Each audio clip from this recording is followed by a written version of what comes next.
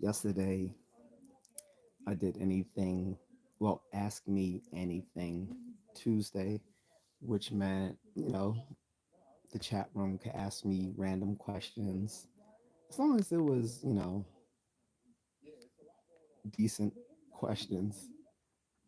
So we had some fun. We had a lot of trolls, but I had my moderators keep the chat room in control, which I assisted. And yesterday I didn't really want to do a real like a topic because I was tired, and you know, I lost someone close to me, so didn't really feel like getting into anything heady. But I feel better. I've worked out a lot yesterday and today, so we can get into a focused topic. I'm gonna continue talking about paranormal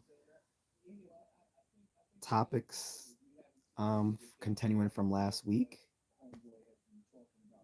Um, so last week I started talking about the paranormal, occult, or extra scientific phenomena, and the first day we were all over the place because I think the topic was just too broad. So after that, I decided to focus on specific topics within the so-called paranormal.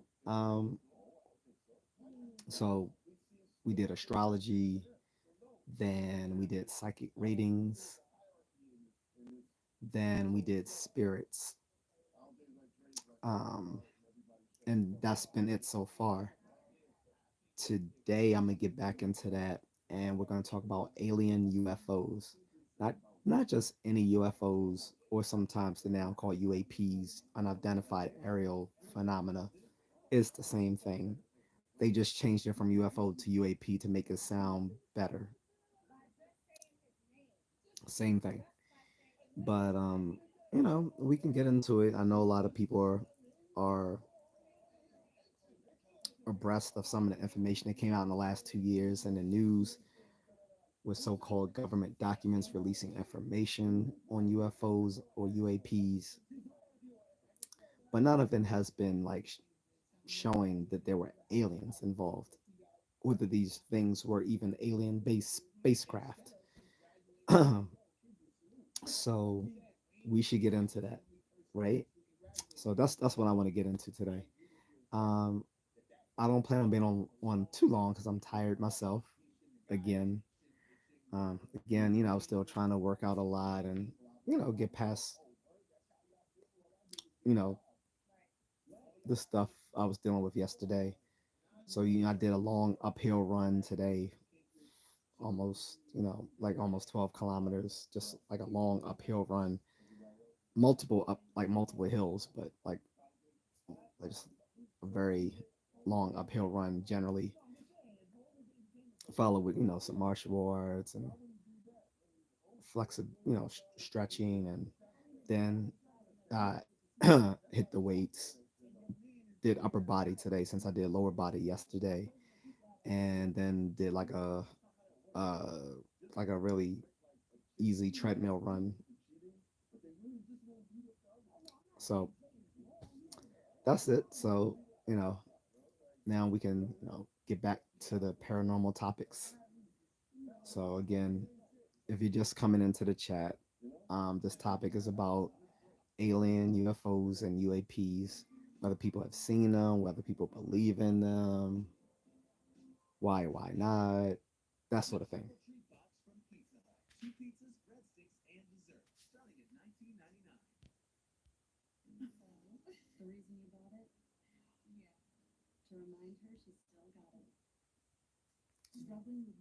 And I will be getting trolls out of here.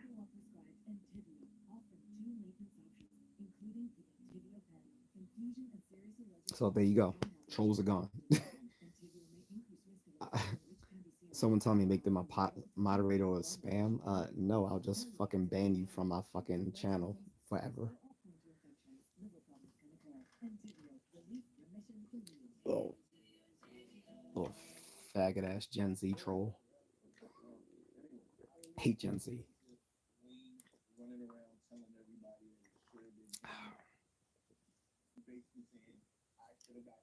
You incels need some pussy. That's why they act like that. I'm pretty blunt. And in the background, I'm watching Math Hoffa, uh, you know, battle rapper. He also ghostwrites for hip hop artists on the low, and he has his own podcast, similar to some other hip hop artists who now have podcasts and are getting the bag. McDonald says, "Hi, what's up?" So yeah, guys. So for my part, like I said, I'm very skeptical of UFOs and UAPs. Now they do occur, but not. I haven't seen any hard evidence of the alien sort. Just regular UFOs and UAPs, like stuff that might be a matter of meteorology, of regular aircraft, like military aircraft, even astronomical phenomena. All these sorts of things typically will be identified as UFOs or UAPs. But anything as far as being specifically alien based spacecraft, there's just no hard evidence yet. But I'm sure people are going to disagree with me and tell me how I'm wrong and what evidence there is out there for that sort of stuff.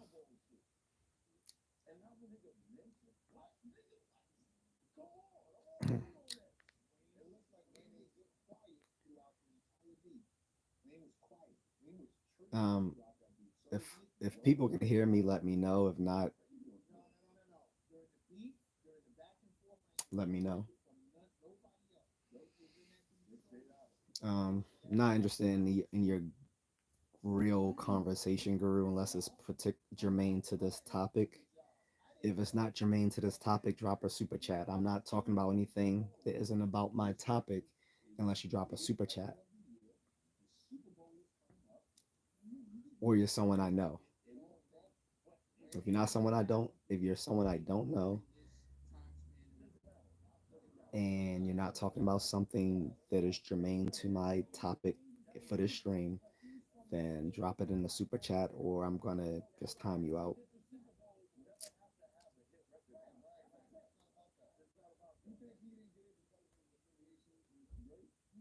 So that's where we stand, guys. So anyway, getting back to the conversation. So, I've read tons of literature on this sort of stuff, like years of reading the Skeptical Inquirer magazine and other sorts of skeptical based info where you can find information that is more science based. And it doesn't look well on there being alien UFOs, of there being alien encounters, much less alien abductions. I there's all the evidence for that has been rather, if we can even call it evidence, but all the evidence for that so far has been rather tendentious, which is just an academic way of saying that it seems very question begging. And let me make sure I'm getting all my chats. Let me check the filter.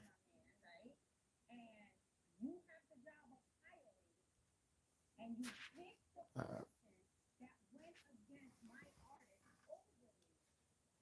so I think I'm getting all my chats. Guru says, "What if aliens are something based off someone's imagination?" Well, I mean, literally, literally the that's a good thing you brought that up.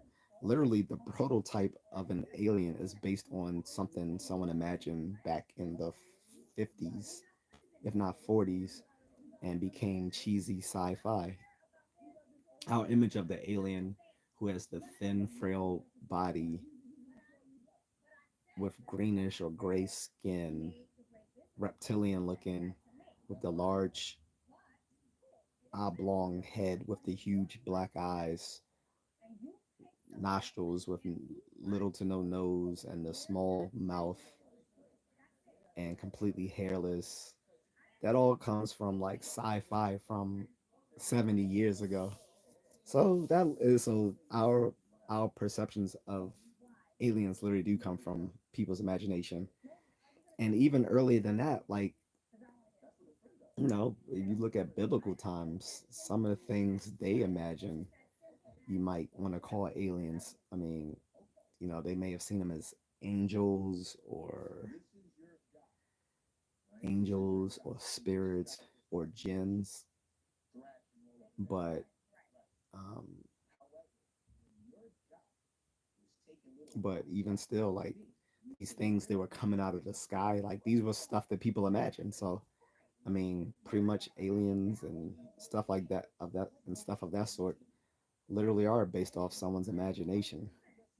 Uh, because we don't have any hard evidence there was anything of the sort in real life, unfortunately. I mean, we even have SETI, the search for extraterrestrial intelligence, that's been up for like the past, I'm going to say 50 years, searching for signals coming from alien civilizations, and they have not found anything yet. It's a colossal waste of money, but luckily it's not luckily taxpayers don't pay for SETI. I think all the I think all the research that they do is based on private donations. They might get some sort of government subsidies. I don't know, but from my understanding, I think SETI gets most of their funding uh, through private organizations and individual donors. But they've been trying for 50 years, and they haven't found anything. There was one hiccup like 20 years ago where they thought they found something, and then later when they tried to verify it came up to be nothing. Yeah, so it was exciting for like a few seconds where we thought, oh, SETI actually found some sort of alien signal out there. Then they couldn't verify it. So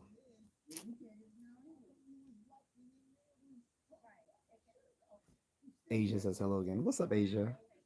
How are you today? I thought you disappeared on me. I'm glad you're back.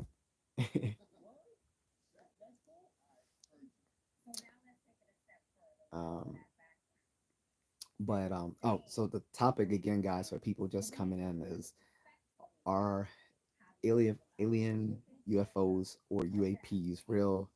Have people witnessed them? Have they had any alien encounters? Do people think alien encounters are real? That sort of thing. That's what I'm talking about today. This it was something I was originally going to do today, but since I was dealing with a family tragedy and I was very tired, I just didn't want to go into anything like that yesterday. So today I'm back on program. She said, "I'm swell. You're one fine man. Appreciate it. Thank you."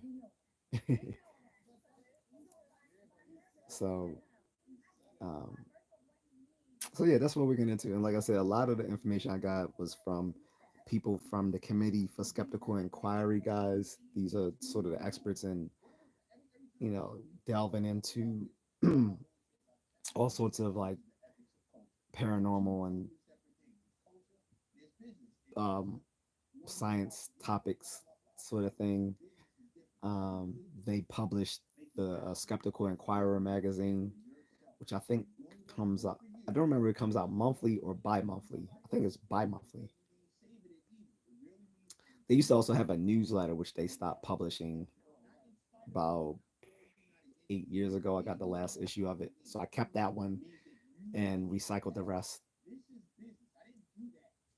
But Skeptical Inquirer and its organization that publishes uh, the Committee for Skeptical Inquiry is a good resource to look up stuff like this, whether not just aliens, but anything dealing with the paranormal, the occult, the extra scientific, the bizarre, stuff like that.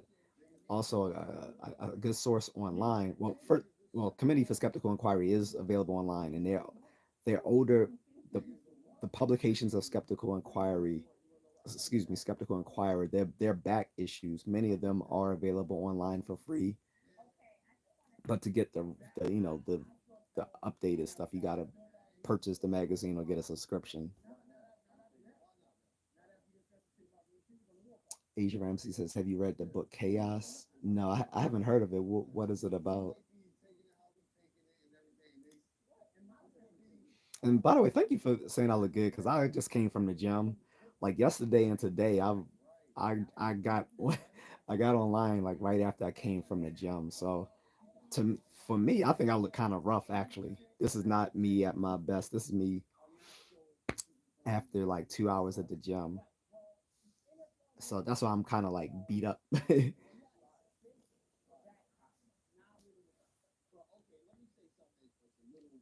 But yeah, I haven't heard of that book Chaos. Also, a good source for skeptical literature, guys, for free is the Skeptics Dictionary, which is available online at skeptic.com, skepdic.com, skeptic.com, The Skeptics Dictionary by Robert T. Carroll. He unfortunately passed away about, uh, I'm going to say like 8, 9 years ago, but his site is still up and running. I think whoever runs his estate purposefully kept it up so that people could have access to that literature that he painstakingly, worked on for over over 20 years. So, um, and he has a hard copy if you want it, a hard copy of the Skeptics Dictionary, which you can publish. I mean, start which you can buy like on Amazon, or you can probably find it at some bookstores, but you can definitely find it like at Amazon or Barnes and Noble. He also wrote a book called How to Become a Critical Thinker. So if you just want to learn more on like some of the more informal logic, this goes behind the critical thinking skills that skeptics use and their toolbox for evaluating different you know evaluating alleged claims about the paranormal. You can get that book. He did a third one as well. I don't remember. I don't remember the name of that one, but I think it was like a follow up to How to Become a Critical Thinker, all by Robert T. Carroll. If people are interested, and those books are available on his website to purchase as well. Asia says, "Look, it's about the Manson murders, but you are so dang fine, but you're married, so I have to leave now. Bye." I'm sorry to hear that. Well, hopefully you'll come back. I'm not really into the true crime stuff, but um, when you say Manson, which I'm trying to think, um, you're talking about Charles Manson, I'm guessing, right? I know there's some docu series about him. Never been too much into the whole Charles Manson thing, but I've never really been into true crime though.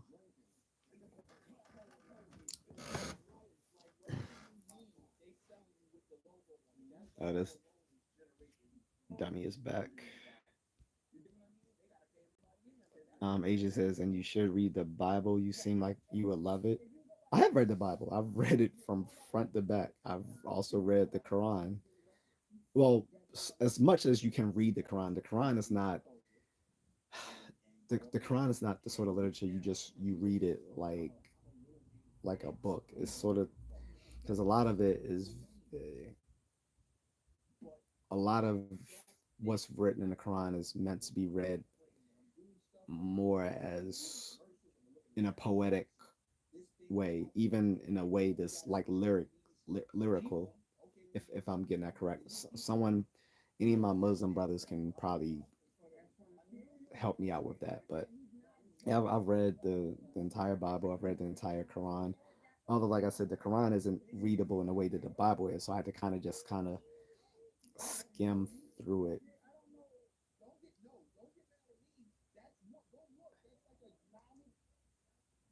Gia Jolie says, "Hey, old man, how are you?" I'm all right, Gia. She says it's the fakest out of any of the organized religions. Which one do you consider fake?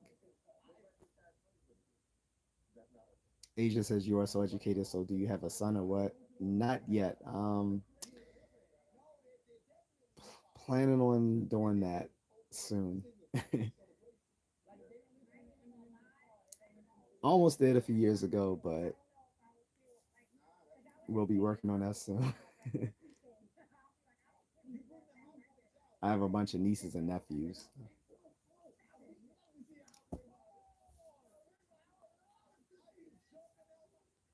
Kadir says your English is super, sir. Well, I will hope so, since I'm American and that's literally like the only language they teach us. Well, pretty well, yeah. I mean, they taught us like a little bit of Spanish back in elementary school for like what, like one semester, and then I took like 5 years of French, 1 year of Latin. Of course, I've lost all the Latin because I've had no, have had no opportunities to use it, and unfortunately, the same person who taught me French taught me Latin. Well, one of my French teachers, I had three of them, but the original one, um, I wanted to do Latin too, but she said she didn't have enough students interested to continue teaching Latin because I would have taken all 4 years of Latin if I could. To be able to say, hey, I speak Latin, that's some pretty that would be some pretty dope shit. To be like, they'd be like, do you know any languages? Like, yeah, I know Latin. Like Latin, that would have been awesome. So wish I could have continued that, but yeah. Gia Jolie says, honestly, all, but that's a deep conversation. Oh, yeah, that's why I was wondering what you were saying because I was going to say all of them are all of the organized religions are invented, really. So that's why I was asking, from what perspective you were coming from, because I was going to say probably any one of those organized religions that you could point to, I could point to all of the other ones and say they're all invented. But I think we're here. Asia says you're killing me here. What I do? Asia says if you have a 27-year-old that's like you, let me know. I would definitely not have a 27-year-old. 20. Yeah, if I had a 27-year-old, I would have been like still a, uh, I would have been still a teenager when I had him. Like, no. So I'm guessing you're 27. But you know what? Holler, you can, for anyone who's interested, you can holler at me. You can DM me on Instagram. You can DM me on Facebook. Both of them are connected to my YouTube channel. You'll see the links in the description, either in my about section, or when I upload this video. I always have there's always a description following for every video that I upload, and the links are in the description for my Instagram, my Facebook, email, um, Patreon if someone want to follow me there. I don't think anyone's following me yet on Patreon. I haven't uploaded any extra content there.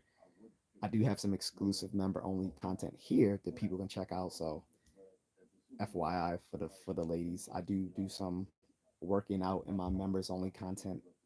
You know, sans shirt. So I'm like give like a Muay Thai routine that both men or women can do of any level. Like there's nothing complicated I'm showing. And I do it purposely in a congested bedroom to show you can do this right there in your bedroom without any sort of setup, any sort of equipment, without a lot of room. You can do like a little home based workout. I also did like a thing where I did push-ups till completely burnt out, and I did a stretching routine that anyone can do of any athletic ability or lack of athletic ability.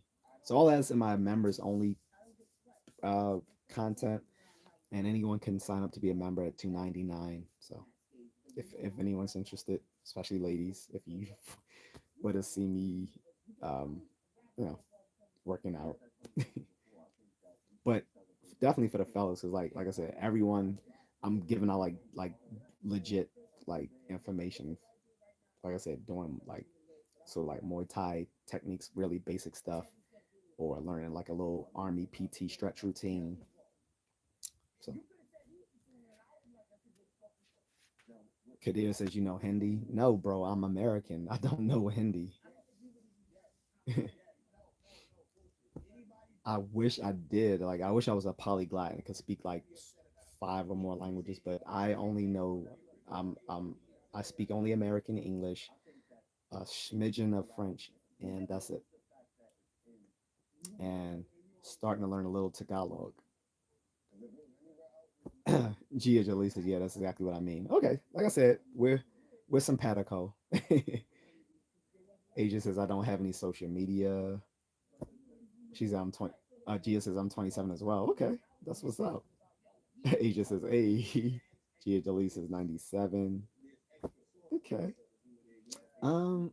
Yeah, like I said, ladies, if you want to sign up to my members only content, and the more members I get, the more members only content I'll make. The only reason I haven't put more content on there is just because there's not too many members to show it to. So more members sign up. I'll definitely make more members only content. I did plan on making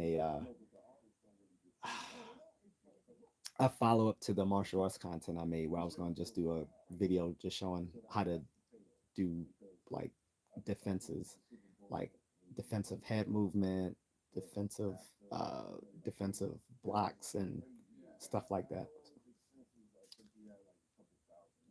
Asia says, "Look, I own my home, my car's paid off, and I'm cute.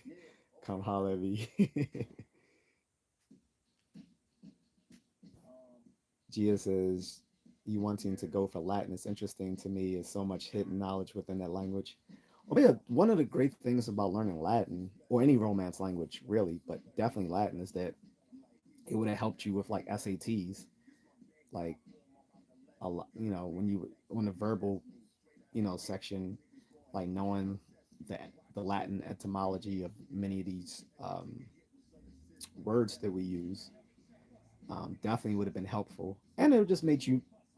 Plus, even if you like, even outside of the SATs, it would have just made you seem more erudite to say, "Hey, I speak, you know, I can, uh, I can read and write classical Latin." Because that's usually the form they teach. It's classical Latin. Um, so yeah, if I had a chance to study it, I would.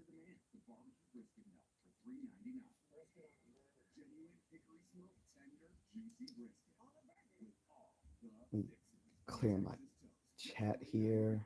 Sometimes my chat room freezes, guys. So excuse me if it's like a gap between when I respond to something. Oh, but anyway, so getting back to my original topic. So like the original topic again was alien UFOs, and have people experienced them, or do they believe these things are real? Stuff like that. He just says it's okay, honey. Thanks. Let me clear my throat. I'm gonna get some water.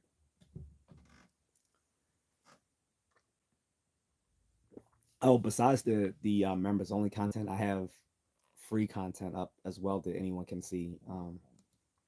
With me working out.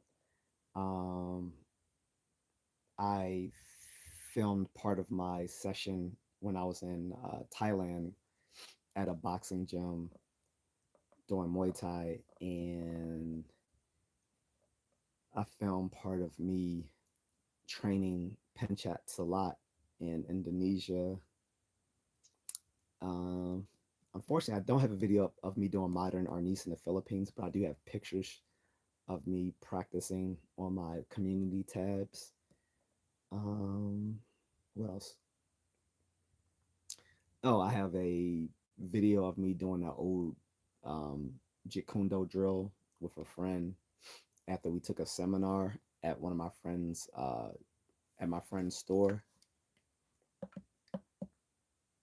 and I have two videos with me just playing around with a speed bag. One where I'm punching the speed bag, and the other one where I'm kicking the speed bag. So that's all up. I'm trying to think, do I have something else?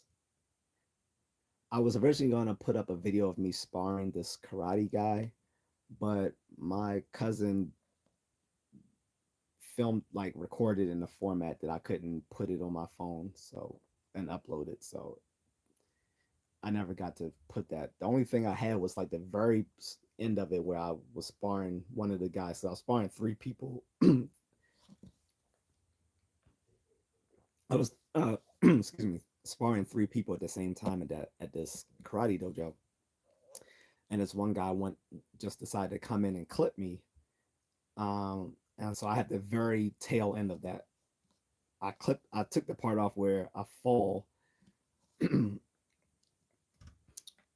but you can see us like about to start engaging. So it's only like probably like 3 seconds long.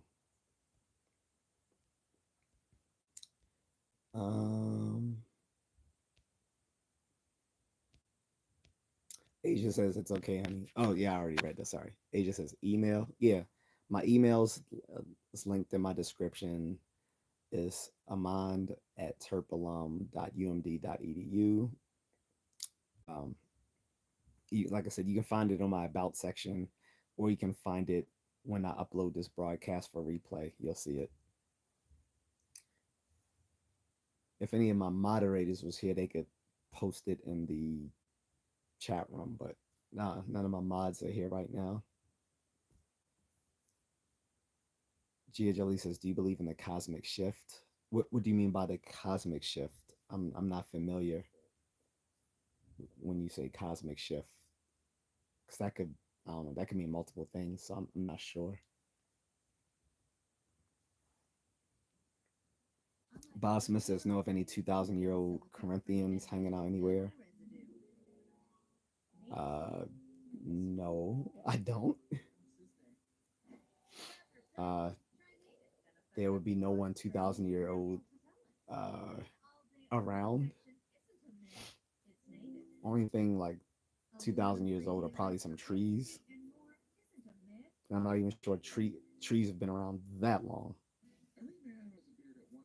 Maybe 1,000, like some of those old redwood trees. But yeah, no 2,000-year-old Corinthians that I'm aware of, which I'm aware.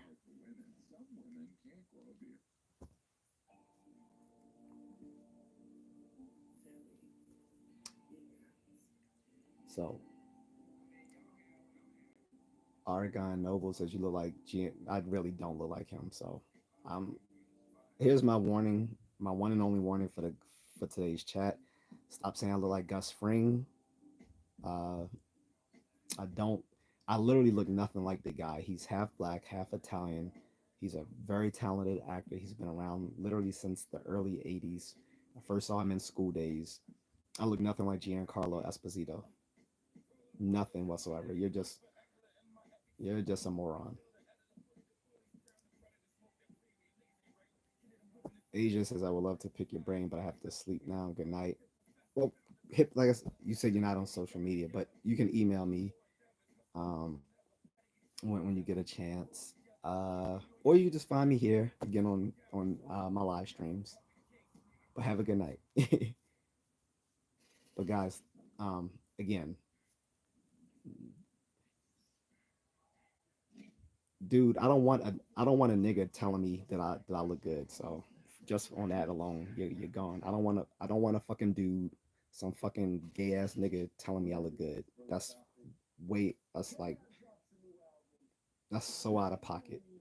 And I look nothing like the motherfucker. So you're out of pocket, weirdo.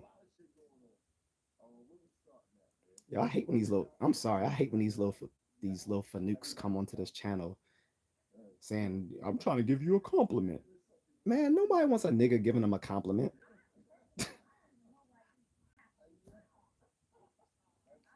Gia Jolie says, "Do you dive into the actual history of Black Americans?" I can. I mean, that's not the topic for here.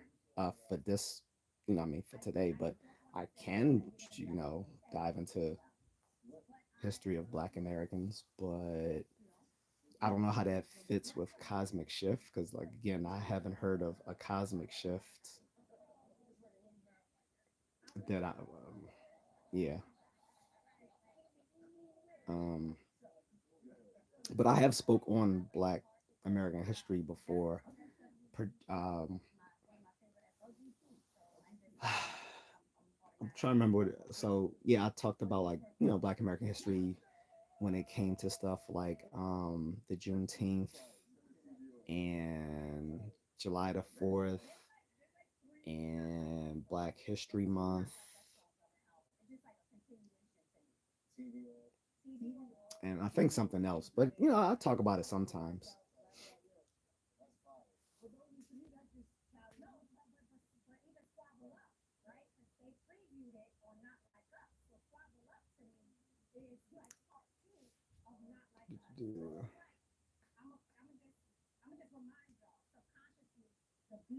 This I'm just checking my moderation filter, guys.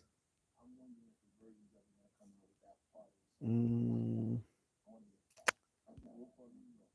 okay.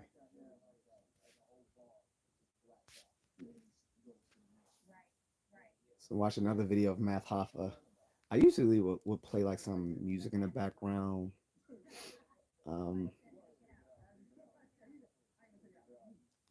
and I might.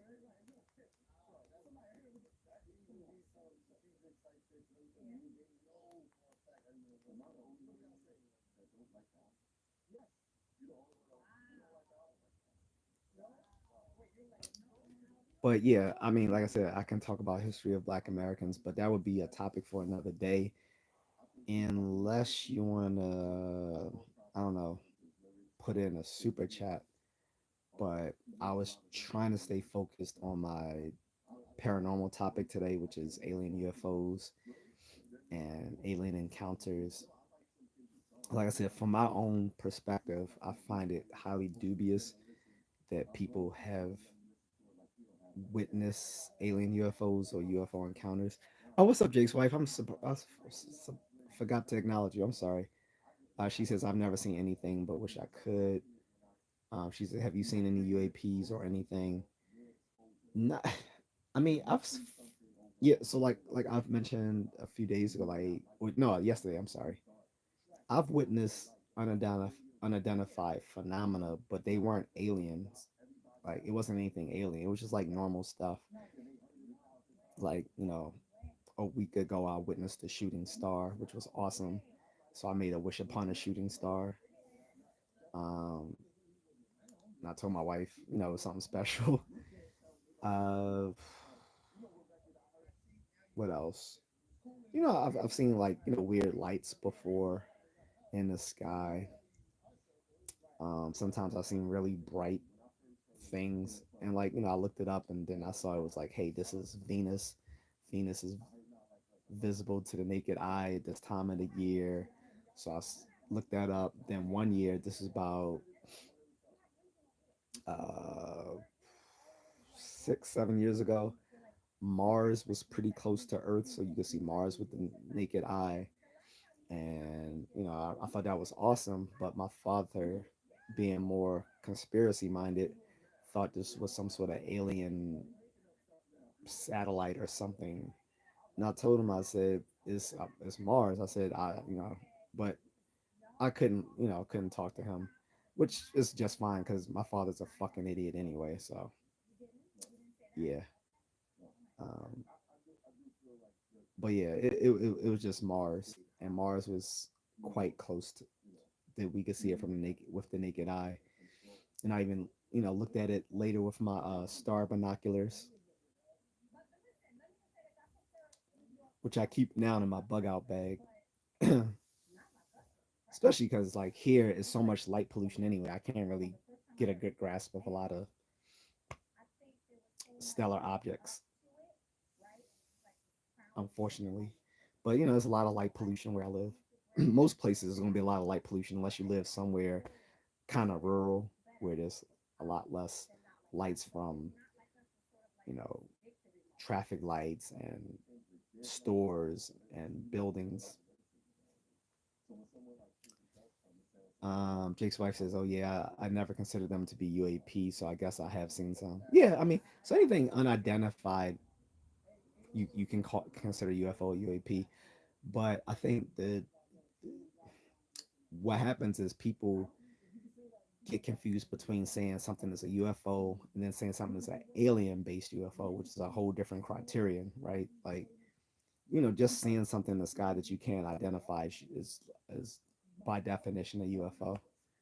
But it being alien based means that this is some sort of intentional sort of aircraft or phenomena from outside of the Earth, and that's a large that's a that's like a big logical jump to get to that conclusion. Um, like I said, some people do think they have seen such things, and like I said, within the last 2 years, there was a lot of government documents being released, and people thought this was like evidence that there are um, alien UAPs, but none of the that so-called information being released about these UAPs gave any hard evidence for aliens whatsoever. Because, like I said before, it's 2024. It would be hard for anything like that to stay hidden in today's age where everyone has a smartphone with high tech cameras on them, and that we're all plugged in to each other and can spread information, you know, at at the speed of light. So it'd be pretty hard to not, it would be hard to like keep information like that secret for too long in today's age. Jake says I would like to see an alien anything though. Yeah, so would I. Like, it's just because I'm skeptical of it doesn't mean I wouldn't like to see it. Of course I would like to see it. And like I said, anyone who could give like concrete evidence that they were aliens, they would be the most famous person in the world as soon as they gave that information.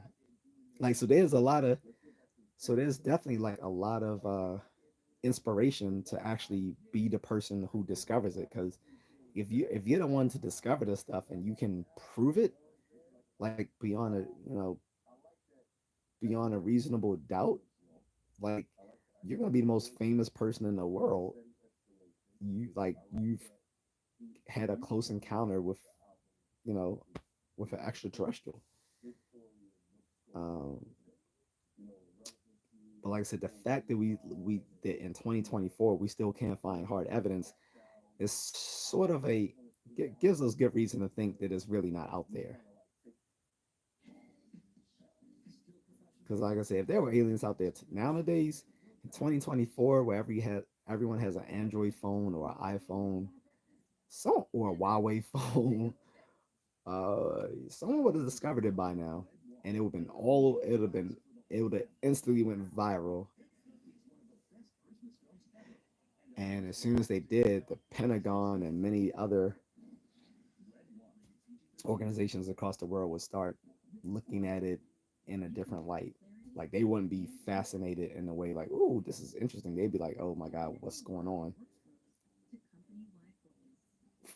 And for good reason, because any alien civilization that would make the long journey, the interstellar journey to get here, is probably not here for the best of reasons. Like, yes, in Star Trek, that's different, but they had warp drives and all that sort of stuff. Same thing in Star Wars. They had warp drives they can where they could travel interstellar space in matters of minutes and hours, days, or weeks. Whereas us in the real world, more than likely, even at our fastest, it would take years, decades,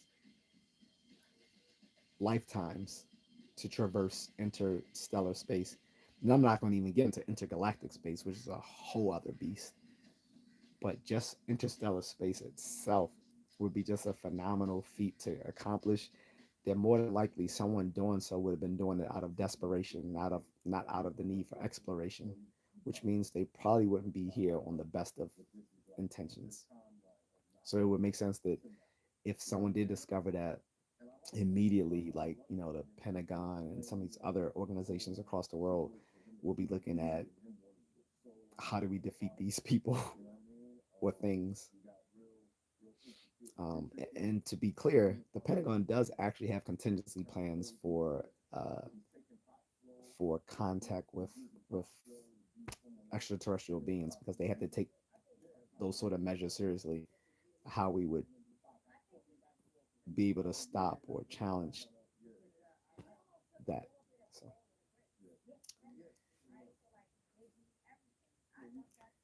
I know I was just droning on, but it's an interesting thought, right?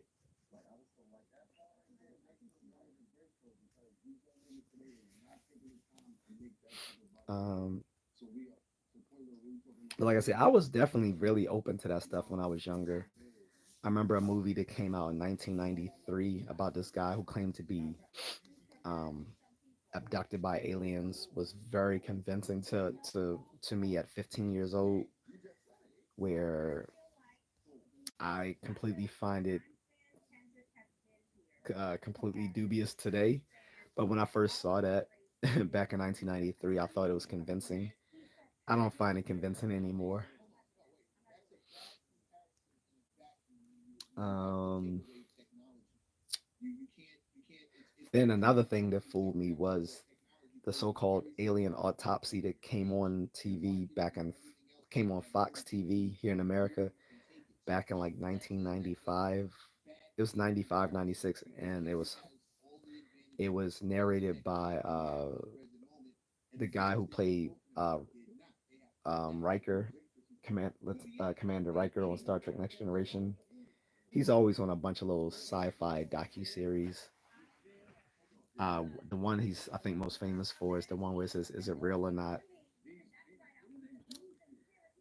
And what's his? I forgot what his real name is. The actor, I think it's something Frazier, because I keep confusing him with his Star Trek name, William Riker, but that's not his real name. But he played Commander William Riker in Star Trek: The Next Generation. But he's been in a bunch of little cheesy sci-fi docu series over the past 30 years. And the one he was narrating was called Alien Autopsy. When I first saw that, I was so convinced this was real, just to find out it was a complete hoax.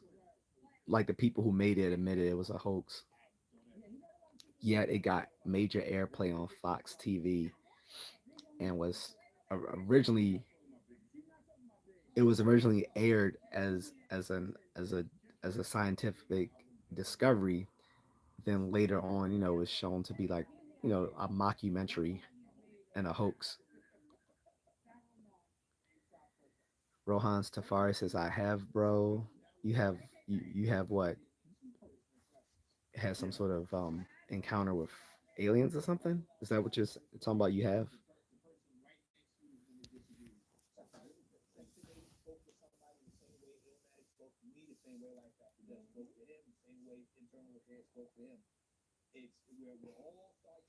You just kind of just jumped in there, so I don't know what you're referring to.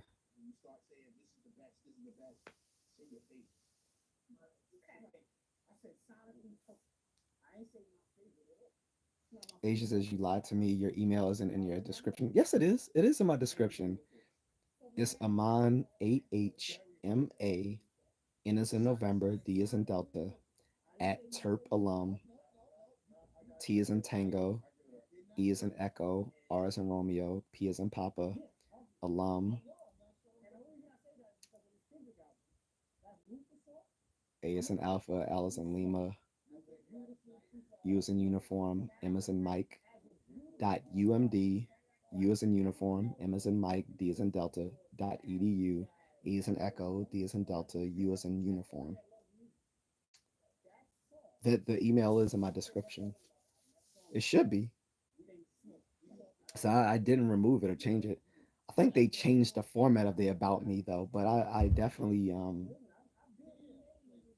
I definitely put it in there, especially because I want that email there for business inquiries.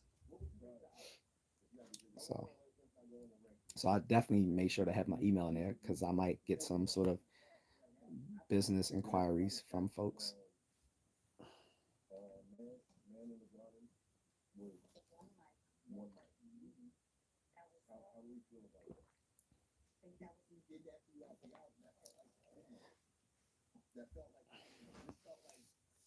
And that's my personal email. So like I could have just put my like business email, but I don't really check my business email like that. So I just put my personal email because I know that I'll actually see it.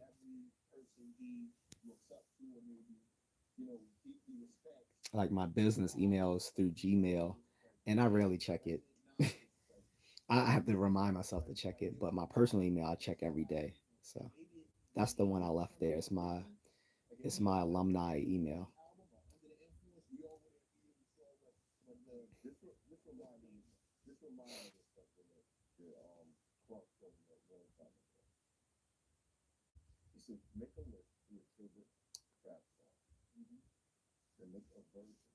But anyway, guys, yeah. So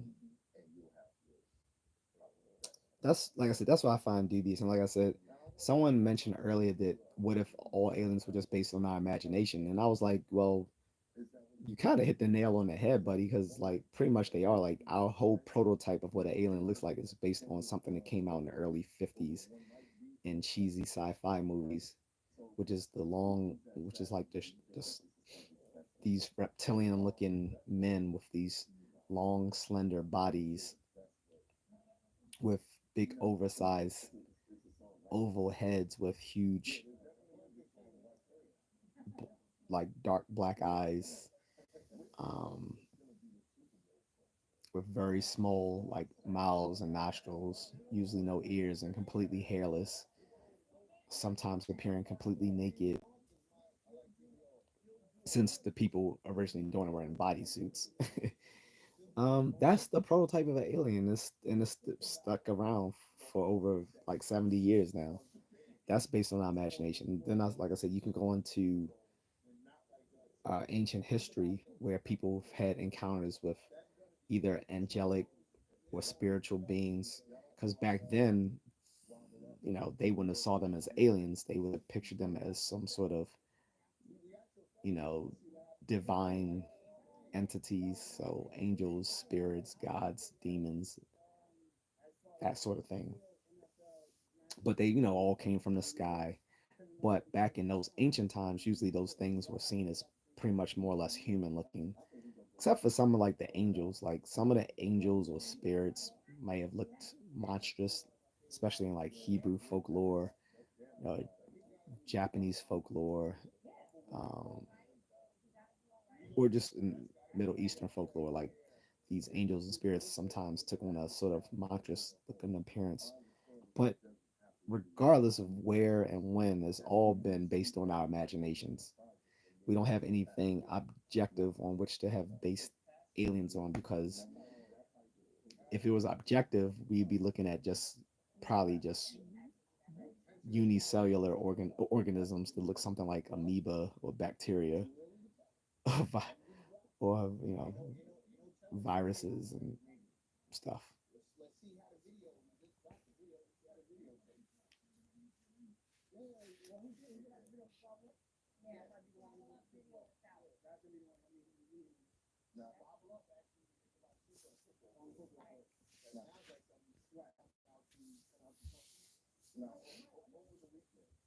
This is a great podcast having them just like sit in a barber shop at I'm talking about I'm referring to Math Hoffa. Like, just like sitting in a barber shop chopping it up, because that's literally what guys used to do all the time, is like chop it up in the barber shop.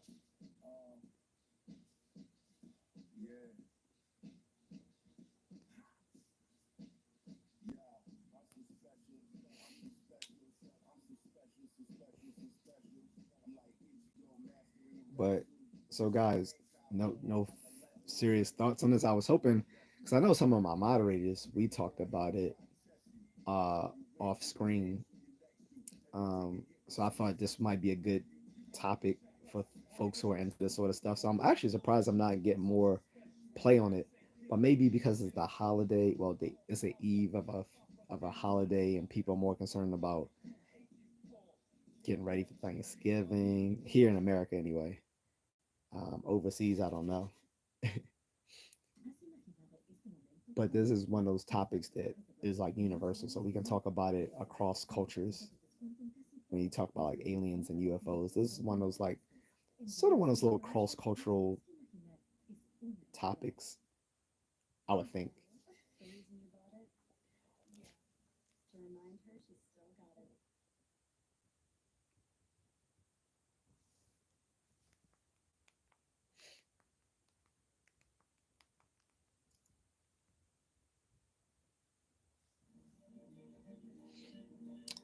But guys, so like I said, what do you think? If if not, we can kind of end this. Jake's wife says, "I would like to think that there is life out there." Same here. I mean, I don't know what would be better knowing that we, out of the vastness of the cosmos, are the only life out there, or at least the only intelligent life out there, which is very likely, or the thought that the cosmos is teeming with life. I don't know. I like I said, I'm agnostic on it, just because we unfortunately the only example we have to go on are ourselves for whether there's life in outer space, unless people believe the panspermia theory on the origins of life. And the panspermia theory of the origins of life was actually seeded on Earth from some uh, alien origins, like probably brought here on some meteor which landed here on Earth, and then that those seeds of life then evolved here on Earth.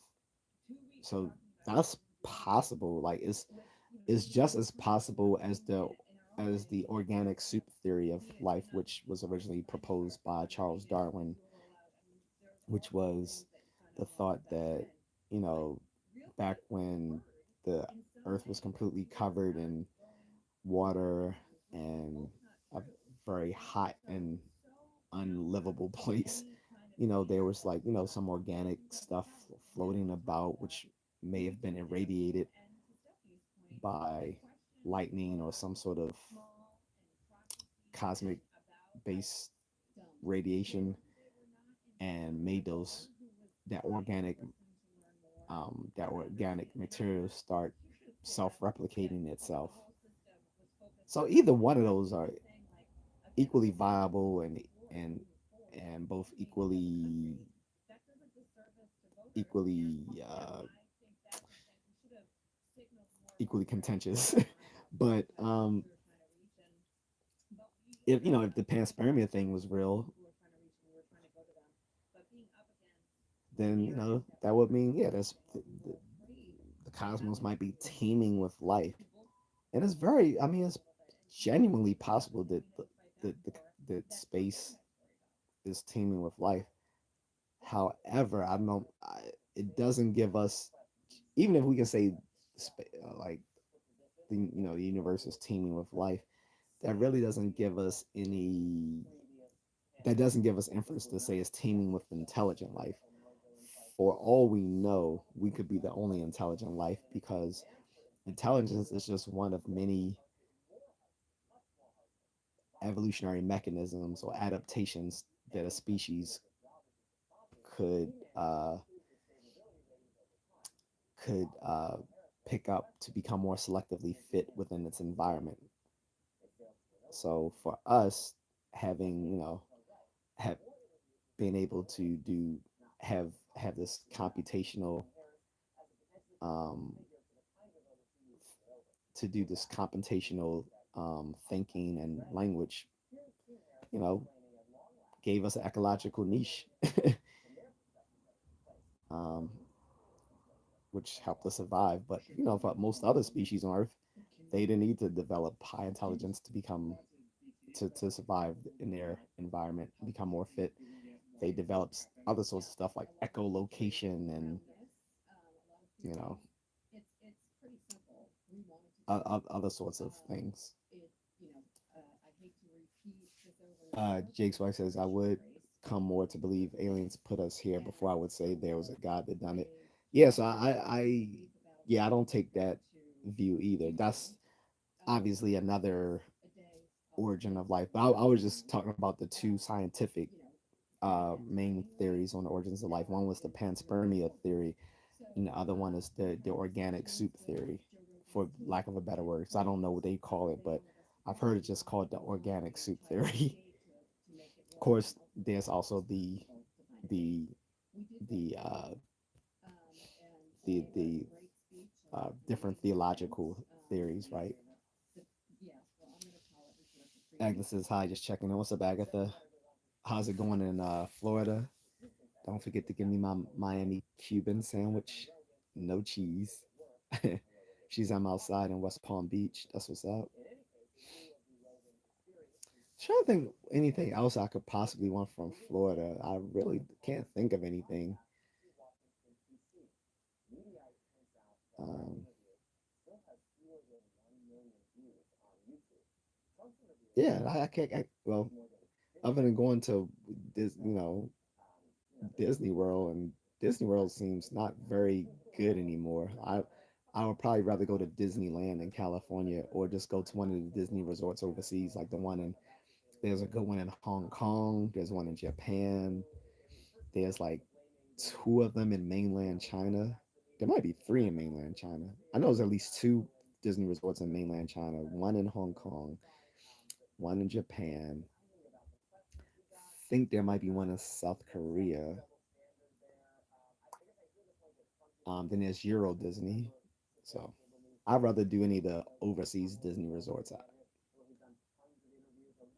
Uh, Agnes says I'm out hanging out with friends. That's what's up. So I'm doing the UFO discussion today, Agatha. I said I was going to do that today, so that's what I'm doing. But other than Jake's wife and I, we weren't really getting too many people chatting about it.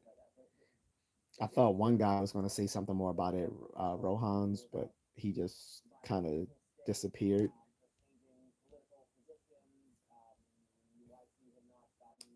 And I think Asia is going to email me about something or other. I don't know if Gia is still here,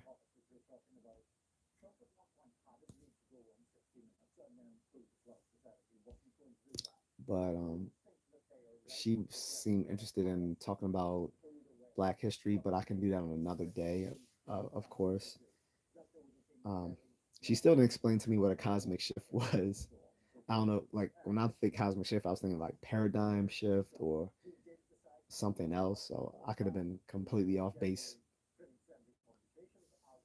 Jake's wife says maybe they're scared to say what they think. Oh, people are not scared to say what they think on this platform. Mm-mm. You must not have not been in my other streams where people just spew whatever they think out of their head. Like people say the most ridiculous or vile things on here. So people are definitely not scared to say what they think on my channel. Like people go into live streams saying anything they want off just completely off the cuff. If anything, I would wish people to be more tempered in what they say, but they are not.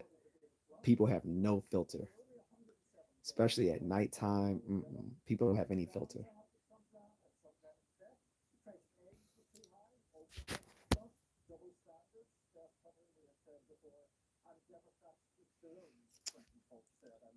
Yeah, I guess it seems like Asia is crushing on you. She might. I don't know.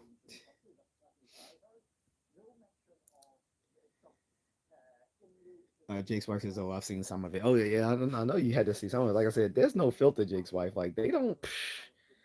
They say exactly what they're thinking. Like you see what they'll say to me. Like they'll keep saying I look like Giancarlo Esposito, the guy who played Gus Fring from Breaking Bad, even though I look nothing like the guy. And then these guys will feel completely at ease giving giving gay flirts and like, hey man, I'm just giving you a compliment. You should take it as a compliment because you're a good looking man. I'm like, dude, I don't want a fucking dude telling me I look good. Like, get the fuck out of here. It's like he must be Gen Z because Gen Z are low testosterone anyway, and kind of they are effeminate as fuck. which is probably why so many of them who still have their masculinity intact have went have shifted politically to being more conservative and following people like Andrew Tate and Jordan Peterson because they are rejecting the the the the, the effeminacy of the people of their generation. Agnes says, "Yeah, anytime after midnight they start getting crazy." Oh yeah, I know. It's not yet midnight, but if I make it to midnight, we'll see. It's not. It's. I'm not got. I don't have a lot of play right now. But if after midnight I get a lot of people, I'm probably not gonna stay on long because I'm already tired. I worked out a lot, guys. Like I did a long, I did a long uphill. I did a long run earlier today, just going up and down hills for like almost 12 kilometers. Then I, did some martial arts for half an hour. Then I went to the gym for 2 hours and did weights and did a treadmill run. So I'm pretty beat, and I haven't really eaten all day. I've had a little bit. I intermittently fast every once in a while. Usually out of lack of food, to be honest. I'm not gonna lie. Sometimes just out of lack of food, I'll intermittently fast. But tomorrow's gonna be Thanksgiving, so I'll have plenty to chomp on. Well, in the evening. In the morning, I'll just suffer.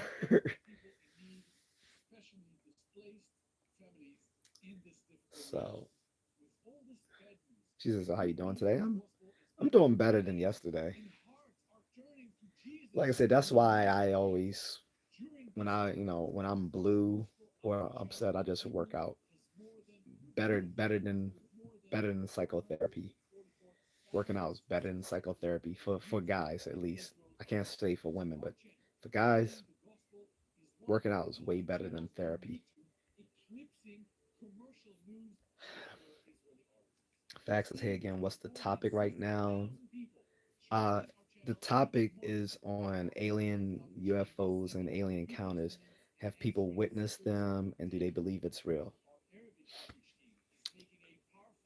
Fax also says food isn't needed as much as we're told we need it. To be honest, I mean we need it, but it's all about it's all about the amounts. People in America tend to eat more than they need, which is why most of America is fat,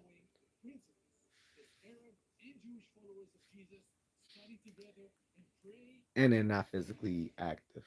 So, um,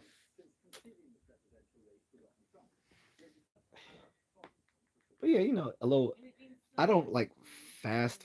I just intermittently fast, which means like I'll skip a meal or two. Agnes says I don't think UFOs are real. I don't eat. Well, I don't believe alien UFOs are real. Um, but I mean UFOs do happen. UFOs, or which are now considered UAPs, unidentified aerial phenomena, they happen, but most of that stuff can be explained. Most of it meteor, uh, is either like meteorological phenomena, aircraft, um, or even astronomical, astronomical phenomena. But none of it has been shown yet to be aliens. Because, like I said, anyone who would discover the aliens or whatever, and like this person would be the most famous person in the world. Like, and the same goes with any other paranormal phenomena. If anyone could give like proof beyond a reasonable doubt that any sort of paranormal phenomena exists, they would be the most famous person in the world, especially with aliens. They'll be in they'll be on every news media site. They might even win some sort of financial reward, or financial award. Sorry, they probably won some sort of financial award. It would definitely make it would definitely make someone's career to find evidence of this sort of stuff, but we just don't have it. And like I said, you got to think that in 2024, the fact that we still can't find any sort of reasonable evidence is probably a clue that there isn't reasonable evidence to be found. A lot of people always say lack of absence of evidence isn't evidence of absence, but that's actually not true. Absence of evidence over a long period of time when you've gone and tried to investigate something in every reasonable way and still come up with nothing does over time become evidence of absence. Same thing when it comes to so-called deities. The fact that no one has can give us proof, like hard evidence of any sort of deity from any religion actually existing. Say from Gozer to Gozerian. So, but aside from that, like it becomes evidence of absence over time. Faxes agree we've been having space wars between countries since the 80s. Germany flew saucers long ago. Yeah. Agnes is as you come on, like, share, and subscribe, please. Yes, please. Thank you, Agatha. But yeah, guys. And also, guys, if you can, if you want to contribute, you can sign up for a membership. It's only $2.99, less than a Happy Meal. And I know because I still buy Happy Meals. And if you don't believe me, you can see some of my videos where I show some of my Happy Meal toys.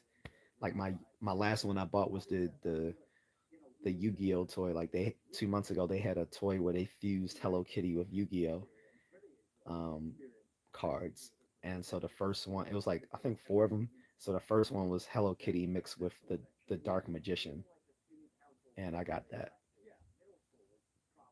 Then I have some Pokemon cards from Happy Meals toys, and uh, anyway. So um, my membership started at $2.99, less than a Happy Meal. Although a Happy Meal might be better, I'm not gonna lie. A Happy Meal might be better. I'm not gonna even lie. But I mean, the membership lasts an entire month. The Happy Meal probably lasts 10 minutes, 5 minutes if it's me, because I eat that pretty quickly. Um,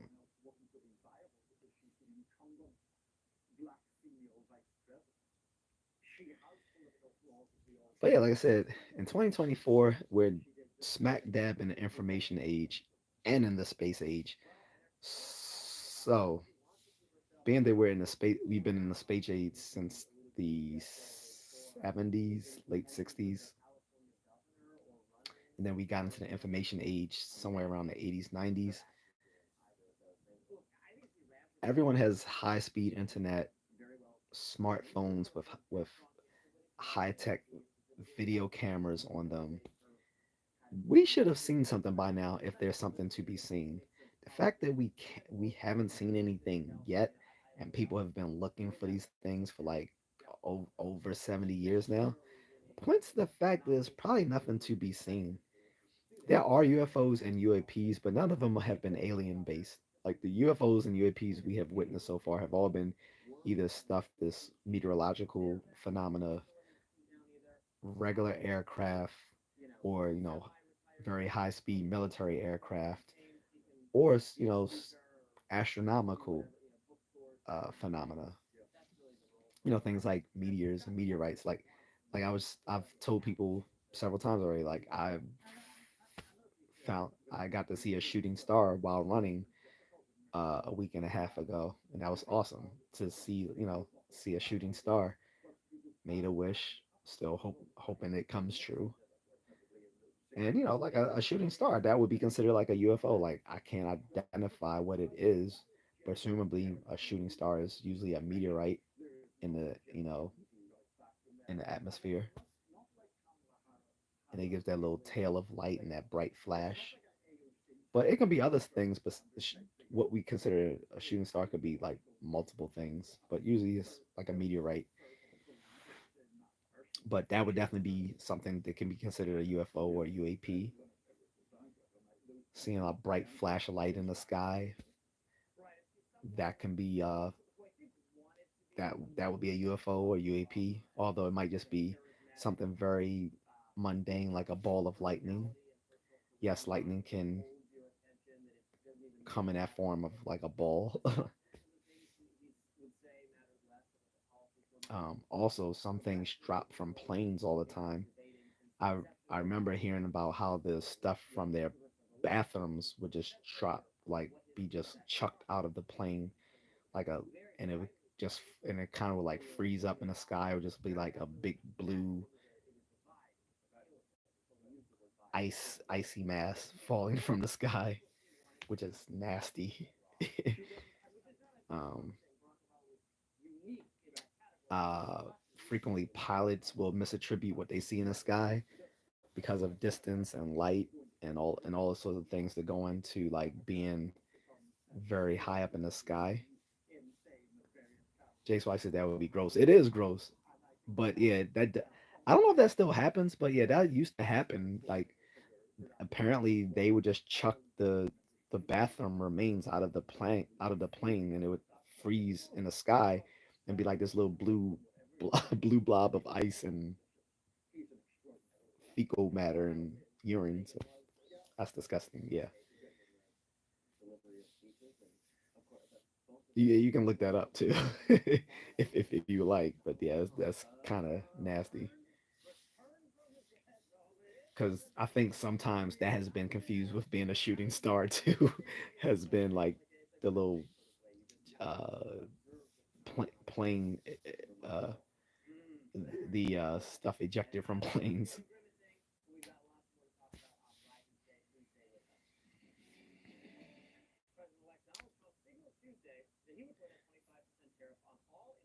Then with alien encounters, like notice all these alien encounters usually happen in very rural and isolated locations. Like you don't hear someone talking about they had an alien encounter in Manhattan, in LA, in Chicago, in Dallas, in Miami, in Kansas City. No, it always happens way out in the sticks somewhere, right?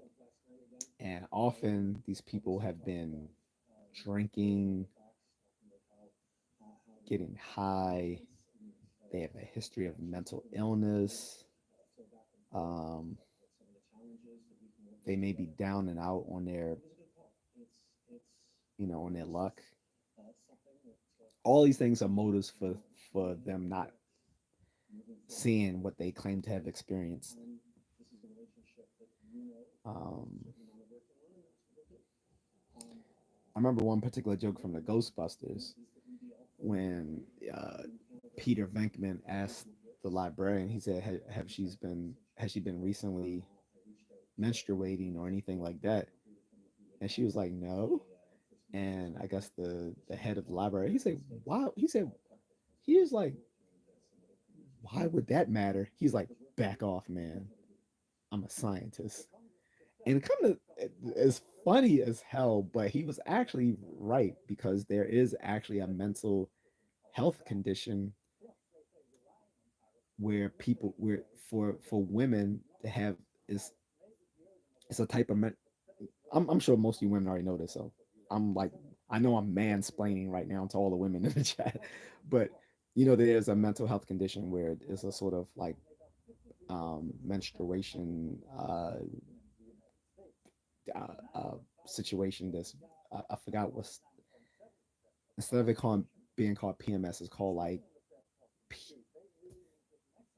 P, something something something. I can't remember. It's basically like a very a very um, unhealthy form of menstruation. So aside from you just like normal PMS where people feel shitty or sad or whatever, like it can actually cause like a mental episode. And so that's why Peter Venkman was actually said on Ghostbusters why if she had been recently menstruating, because he knows that that is an actual mental health condition. And it's funny as an adult watching it because after taking abnormal psychology in college, like I know that's like an actual condition.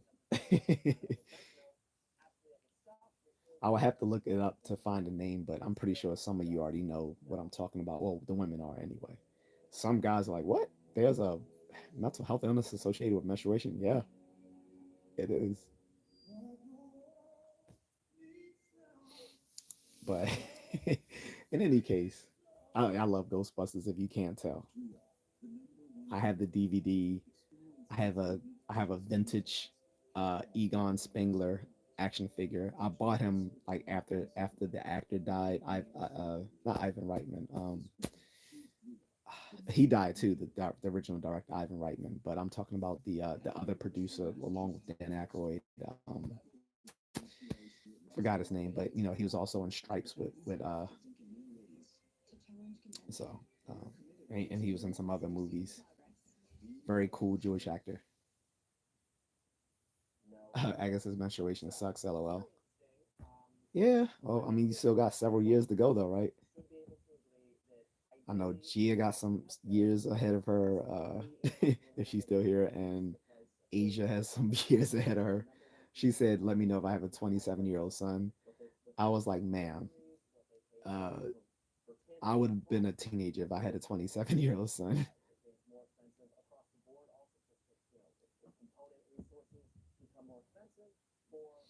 And besides that,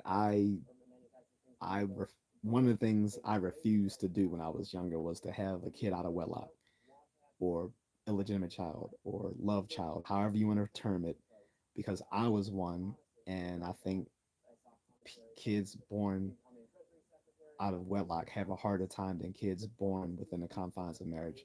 I seen that with me, my sister, and my younger sisters. My older sister and I were born out of wedlock, but my younger sisters were all born within a marriage, and they all had easier lives. So funny, we two are the Gen Xers too. Gen Xers just had a harder life than most millennials because most millennials. I know I'm completely off topic, but anyway, a lot of Gen X a lot of Gen X have millennial siblings, and that usually meant that their parents, who are boomers, fucked up the first time and then got it right with the younger siblings. So we were the experiments, or the I should say accidents, and our life has shown that has shown that, whereas the millennials were whereas our millennial younger siblings were planned and had a better life. So anyway, I'll get off that. That could be a subject for a whole. That could be a entire topic for another day.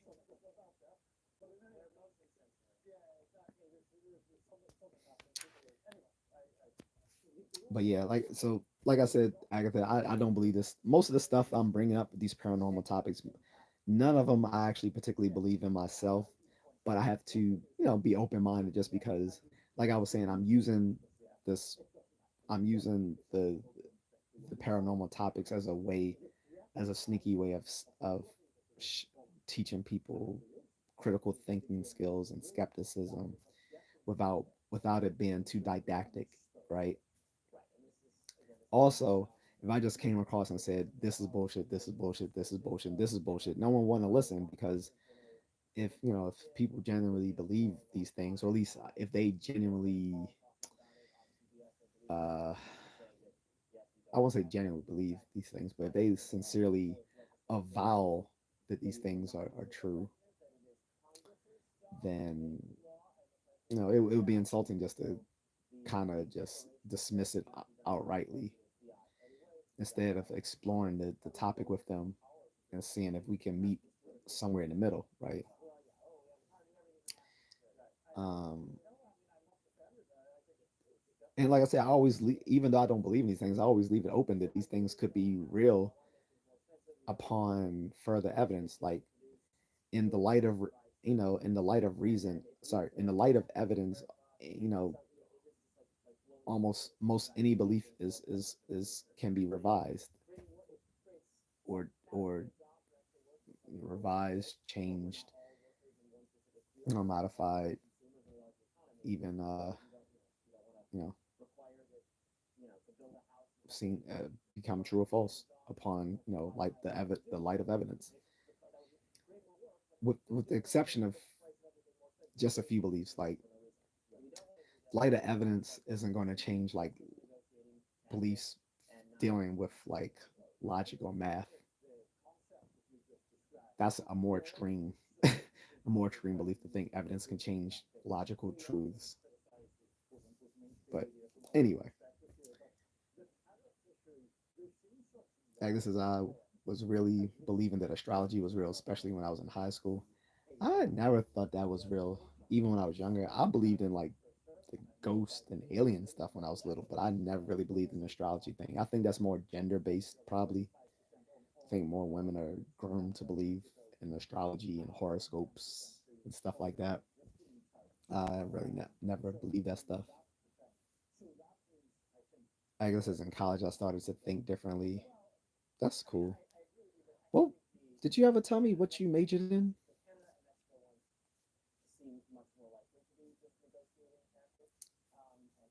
I think you did, and I just don't remember. So my apologies if you did. But yeah, I took a class in astronomy, and there was one class where the guy took the entire lecture to talk about it, and trust, which is good because one, it was a summer class, so each class was like two classes, and he took like 2 hours out of you know, his lecture was literally just defeating people's belief in astrology. He brought up everything that I was already aware of. But so it was just very good hearing an actual like grad student in astronomy breaking this down for most people who weren't aware. But like I said, there's no reason to believe that a bunch of swirling gas, ice, and rocks, literally millions to billions to even trillions of miles away, can somehow affect human behavior and personality. That's just that is that is an extraordinary claim to make. And as Carl Sagan has said long time ago, and we still use this chestnut, is that extraordinary claims require extraordinary evidence. And we don't have any extraordinary evidence to back up those claims. On top of that, well, I don't need to go into that. Anyone who's interested can go watch that old stream from last week about astrology.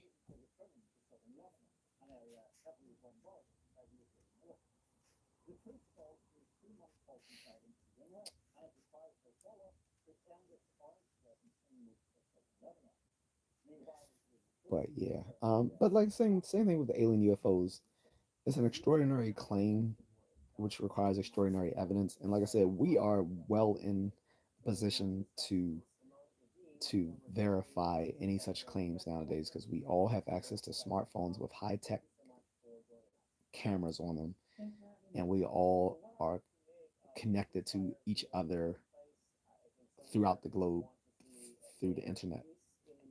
So if anyone sees something, it can be instantly uploaded and shared with literally billions of people, um, at at this at the speed of faster than the speed of sound, and then we can all look at it and verify it, and see if it holds up. Eric says, "What's the topic today?" What's up, Eric? The topic is a paranormal topic, like from like I've been doing last week, which is on alien UFOs and alien encounters. Do people believe that it's real? And has anyone witnessed any of these sort of things? Has anyone witnessed alien UFOs or witnessed an alien encounter, something like that? I find it dubious if anyone has, but if someone thinks they have, like I say, I'm definitely willing to have the conversation.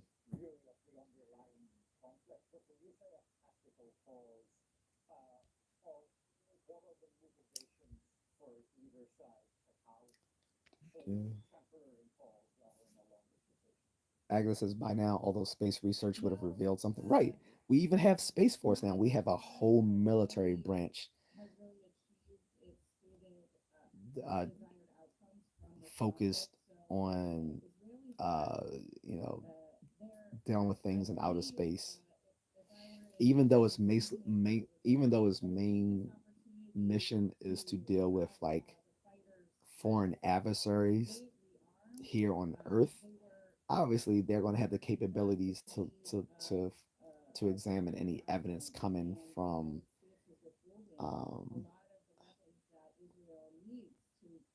from outside of our planet, right? Like for instance, like NASA for the past 25 years has been cataloging any sort of NEOs, which means near Earth objects, to make sure that none of these near Earth objects are in a path to hit the Earth and cause destruction here, similar to like what happened to the dinosaurs uh, 65 million years ago. So they catalog near Earth objects. So just imagine now what the power of Space Force can do with the technology we have at hand. And we only know about the technology they have, this unclassified. We don't know about the classified technology of which they're capable. Eric says, I believe aliens are probable because that's bacteria growing and thriving on the outside of the ISS in pure vacuum, meaning life can travel and survive across light years. So, yeah, so there are such things called extremophiles. Extremophiles are usually unicellular organisms that can withstand extreme heat and extreme cold, go without food, stuff like that. So you do have extremophiles. And more than likely, if we had contact with any sort of alien species, it would probably be some sort of extremophile species, maybe on Europa or yet to be discovered in Mars, maybe in the cloud, in maybe in the gassy clouds of Venus. Who knows? It's I don't know if it's probable. It's possible. It's generally possible. I think people confuse probability and possibility. It's generally possible.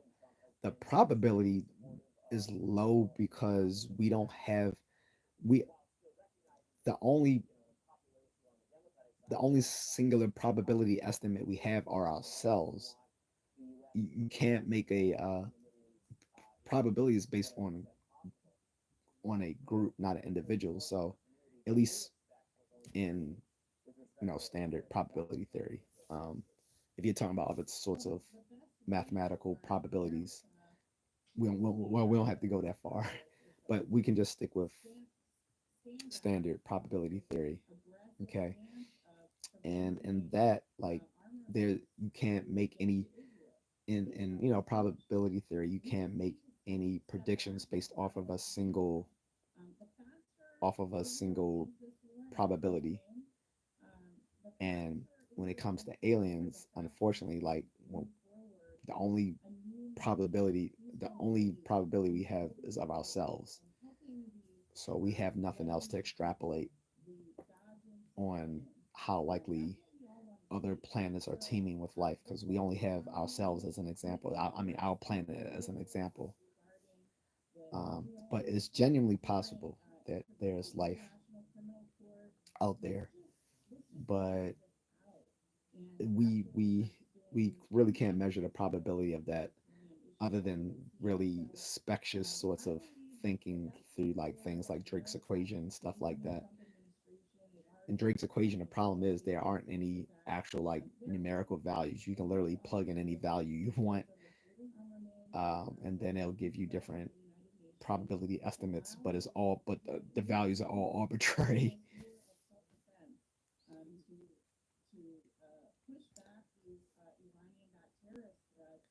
Cash Cow says, "What up with it though? Happy Turkey Day. No trolls allowed. What's up, Cash Cow? Thank you. You reminded me how hungry I am talking about Turkey Day. About to go after I get off the stream. About to go downstairs and raid the fridge. So yeah,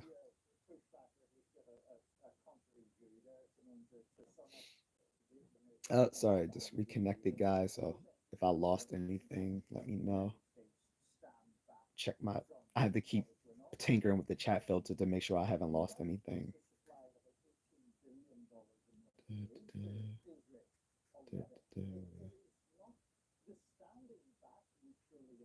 Nope, I didn't miss any messages. Good.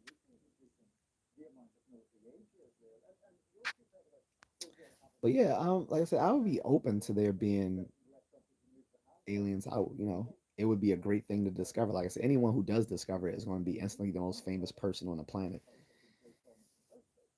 SETI, Search for Extraterrestrial Intelligence, had a hiccup 20 years ago where they thought they found a signal from an alien civilization.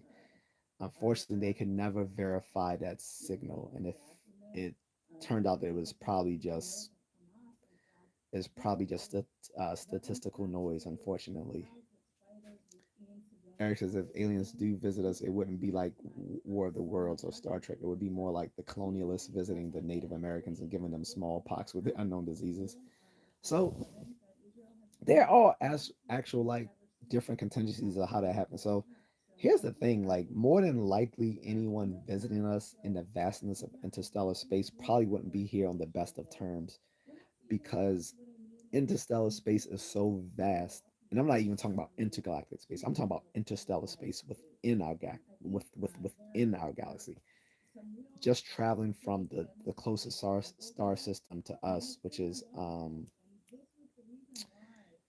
uh what is that star? Us Alpha Alpha is it Alpha Centauri? I think it's the closest star next to us. So I, guys, correct me on that.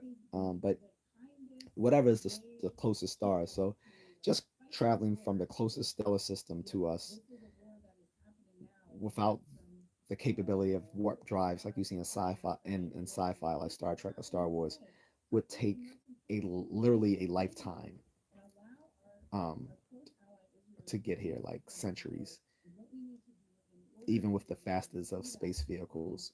And you would have to think that anyone that would be that desperate to come here from the vastness of space like that would probably be here because of out of desperation, which means if they had the ability to contact us, it probably would be for reasons of survival, and we would have to entertain the possibility that they were here on an invasive on for an invasive purpose. Also, again, because of the vastness of space, probably most likely they themselves may not come here themselves if they're smart. They will instead send mechanical probes to come here instead. Either way, it would be the discovery literally of a lifetime for anyone who makes it. So, and but any sort of contact we do have with an actual alien species, like Eric brought up, will probably be of some sort of unicellular or microorganism of some sort. It wouldn't. We shouldn't assume that it's going to be Vulcans, like in Star Trek, where they were the first species we made first contact with, were the Vulcans. But I doubt we will be that lucky to make first contact with a friendly and super intelligent alien species. In Star Trek, humanity lucked out by making first contact with a superior but friendly alien civilization. I don't believe that we would be so lucky. I don't think anyone who comes to contact us will be here on an invasive mission. So Nathan says, "Yes, I have. Yes, you have. What you've witnessed some alien phenomena, Nathan." Eric says, "Have you ever watched S District?" That was the movie about like District 9. Yeah, I watched that. They didn't they make a sequel, or they were supposed to make a sequel. I can't remember if they made a sequel and it just did really poorly, or they canceled the sequel. But yeah, I saw it. It was kind of good back then, but it's not something I would watch over and over again. It was like okay the first time I saw it. I think I watched it twice. It was all right. Agnes says, "Do you think it might happen in our lifetime? They may figure out if UFOs exist or not." Like I said, if there were any right now, Agatha, I think we would have discovered it by now. People have been looking for like almost 70 years now, if not longer. Then if you take into consideration also uh, religious texts talking about people coming from outer space, then we've been looking for thousands of years because what we deem now aliens, the ancient people would have considered divinities of some sort, like in that horrible movie The Eternals. When the Eternals came to Earth, they the people, the ancient people they encountered, assumed they were gods. But nowadays, if some people came from the sky and we saw them, we would think they were aliens. We wouldn't think of them as gods. But if you factor that in, we've been looking for like maybe thousands of years. But just to talk about contemporary times, we've been looking for 70 years and no luck. And with high speed internet, smartphones, social media, we if anybody saw anything by now, it would have been sought out. SETI is a different thing. SETI can probably look for like hundreds to thousands of years and never find anything. And there might be actually something out there to find. The problem with SETI is that by the time they actually discover a signal, we we as a civilization may be long gone, or vice versa. By the time that we get an alien signal, that civilization may be long gone. That's sort of the problem with SETI. It has to hit the it has to hit this perfect combination of them being there, us being here, and signal being identified. So SETI has his work cut out for them.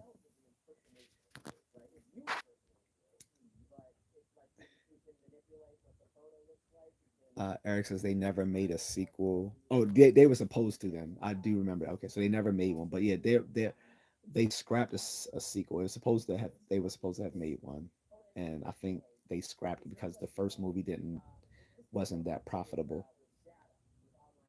Eric says I like the angle of them treating the aliens like unwanted immigrants, more realistic, pragmatic take. Yeah, the Pentagon has a whole protocol developed for if we ever make alien contact. They have a whole protocol for that because, like I said, more than likely, in the desperation of making interstellar travel, someone coming here is probably going to be here for an invasive reason, and the Pentagon has already made a protocol in case that happens and how we will fight them. Almont says Quan Cheeto. Okay, weirdo. Nathan says only only was close to one once with a witness beside me. We were at work, seen several not close up. He said there's no laws that give rights to aliens or AI. Well, that's true. When you witnessed these alien phenomena, Nathan, were you at all under the influence of any sort of alcohol or drugs? Like, were you smoking weed? Did you drink a few beers? Uh, did you get a good night's sleep that previous night before being at work? Just curious. RJ Burger says that. Oh, I already read that. Sorry. Nathan's. Nathan says, anyways, sorry, just scrolling through and thought, why not answer the question or title? Have a good one. Appreciate it. Thank you, Nathan. Eric says, hello. What's up, Eric? Got both Erics here. Got Eric Roca and Eric the Guapo here. What's up? Got the two. It's funny. You guys were completely gone the whole 3 months I was away at my grandmother's. And then as soon as I come back, all the Erics are back. Like, it, it makes me think, hey, I get different people based on where I'm recording, even though I was recording at the same time. Nathan says no is on duty, military duty. Like, were you stationed on military duty at the time, or you just mean like just regular job duty? And even if you're on a job, a lot of people, hey, a lot of people drink and smoke on the job. Like, I know, not I myself, but when I worked in places like call centers and even in retail, a lot of people would get bent on during their breaks. So especially like when you're dealing with a sucky job, like one of the best ways to get over is like maybe having a drink or a few joints to get you through it. I couldn't even be mad at them. I didn't do it, but I wasn't mad at them for it. I would get through it by just drinking a lot of coffee and just zoning in.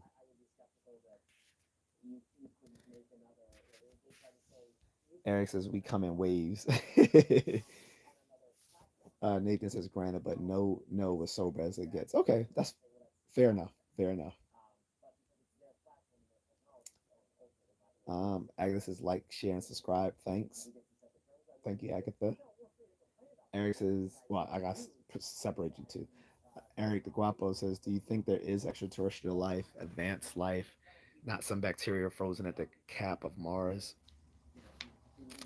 I find it dubious.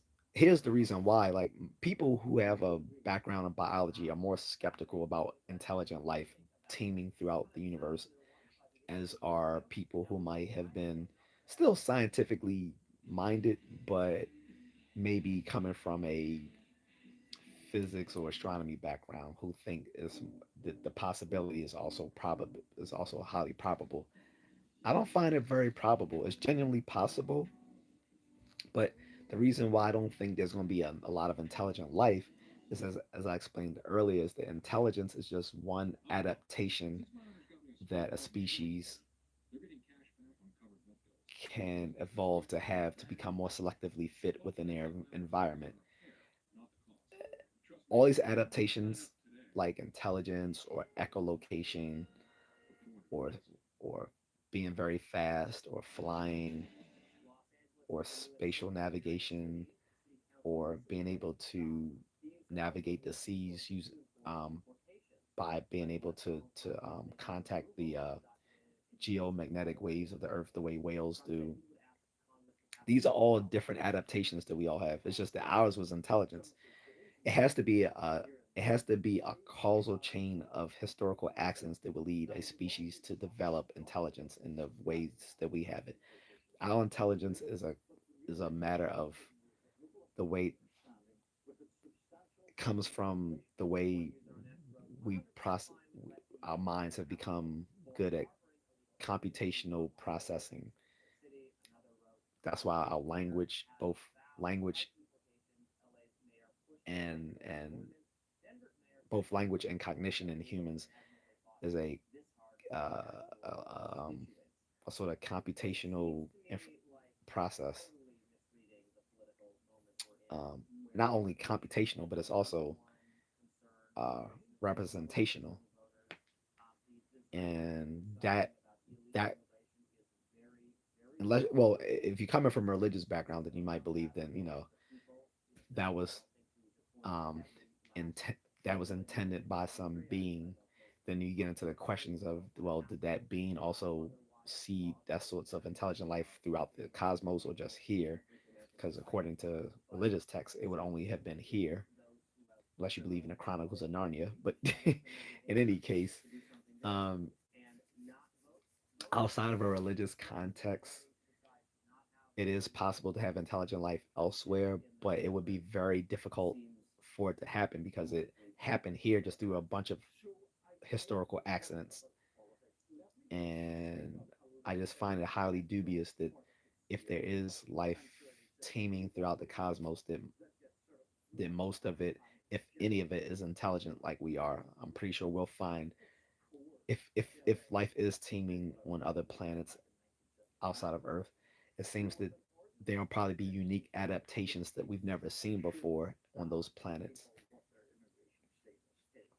as well as common ones that we find here. but intelligence came through such a string of accidents that it just seems unlikely that that would just randomly that intelligence will randomly evolve anywhere that there's life. It doesn't. It didn't even exist here. Like for most of the history of life here on Earth, that started about almost 4 billion years ago. Most of life it was just unicellular organisms until multicellular organisms had this shift, um, and then those multicellular organisms quickly evolved to become more complicated creatures. And we didn't get modern humans until 200,000 years ago.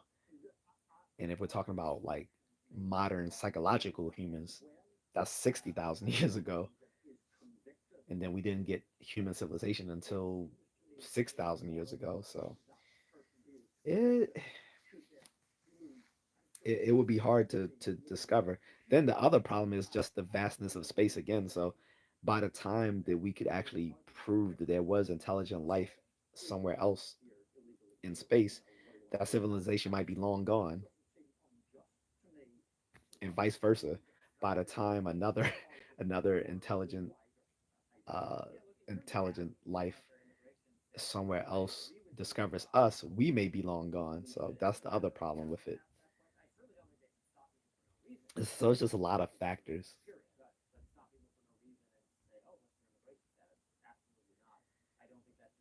Um, Eric Roca says, I also believe in aliens because of the uncanny valley feeling humans evolved from fear. It's it's an evolutionary response. At one point, humans evolved to fear something that looked like them. No, we didn't evolve from fear. We evolve. We evolved through two things. First, through natural selection, and the other through uh, uh, random genetic drift.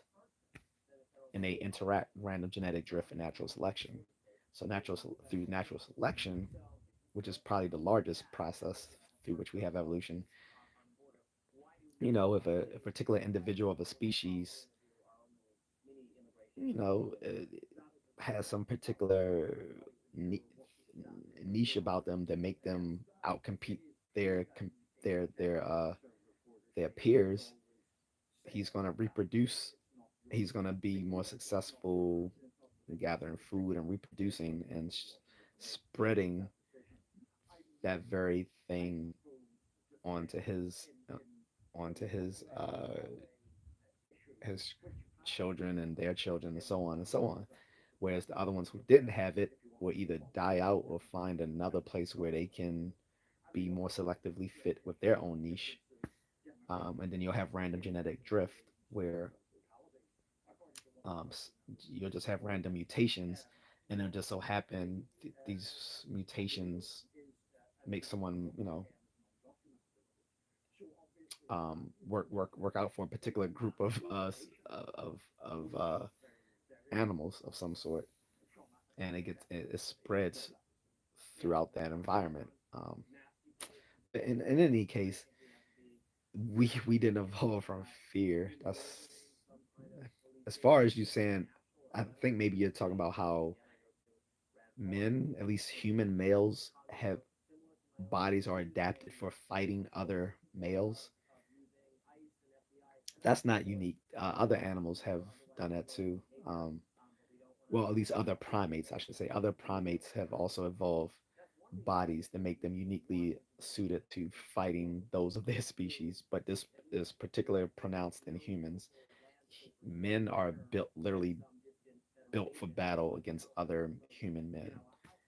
We're not like built to be able to fight any other particular species. Like we're not built to fight alligators or bears or tigers. But we evolved to be very adept at fighting other men and securing our women. So, but again, that's not evolutionary. evolution through fear.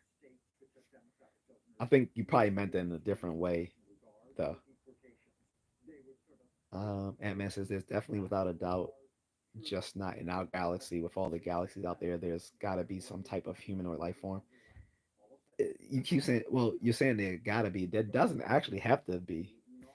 It can be, but whether it can be and whether it is two different questions. Again, the problem is that we can't make any probability estimates because literally the, the only probabilistic example we have to go on are ourselves, our planet. But you can't in in in probability theory you can't infer from a singular probability to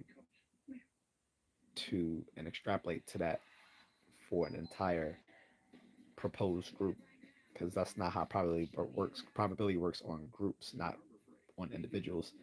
So if we only have our own selves as an example of life, then we can't infer from our planet that most other planets are teeming with life, because that's just not how probability works.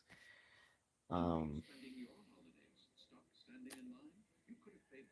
like I said, you can use more other types of probability theories like Bayes' theorem, but Bayes' theorem doesn't really give you the ability to make uh, probability inferences on such matters. It really just gives you more of a look at how it just really just gives you more understanding of the psychology of probability, which is why we just we study Bayes' theorem in both psychology and in uh, math and logic because it intersects those three things. Um, and like I said, more than likely, if there is life teeming throughout the cosmos, it's most likely going to be simple unicellular organisms. There's no reason to think that these aliens on other planets will be intelligent whatsoever, because intelligence came through a chain of historical accidents that uniquely happened here on Earth, in a particular place on Earth, 6 million, about 6 million years ago, with with with our hominin ancestors in East Africa. So Eric Guapo says, I don't think intelligence is rare because you can argue about certain mammals being intelligent, such as orcas or apes, but I think intelligence and the ability to express it in an environment is what I think is rare. Well, no, because some people have very general definitions of intelligence. We're talking about human intelligence and language. Humans are the only ones capable of human natural language. They've tried it in chimps and other sorts of apes. None of them have the capacity for human natural language. Um, and none of them have our our intellectual capabilities, because it comes through very specific cognitive mechanisms, and these cognitive mechanisms are tied in to the complexity of human brains, particularly in the neo context. No other animal species has the complexity of our neocortex, which gives rise to the human mind and its abilities for language and thought. Human language and human cognition are both productive and generative, which is unique to the human species. This is our own unique adaptation through evolution. No other species of animals has it. There are there are lower animals that are more intelligent than other animals, but that's relative to other animals, not relative to us. Relative to us, they would still be considered rather stupid. Like a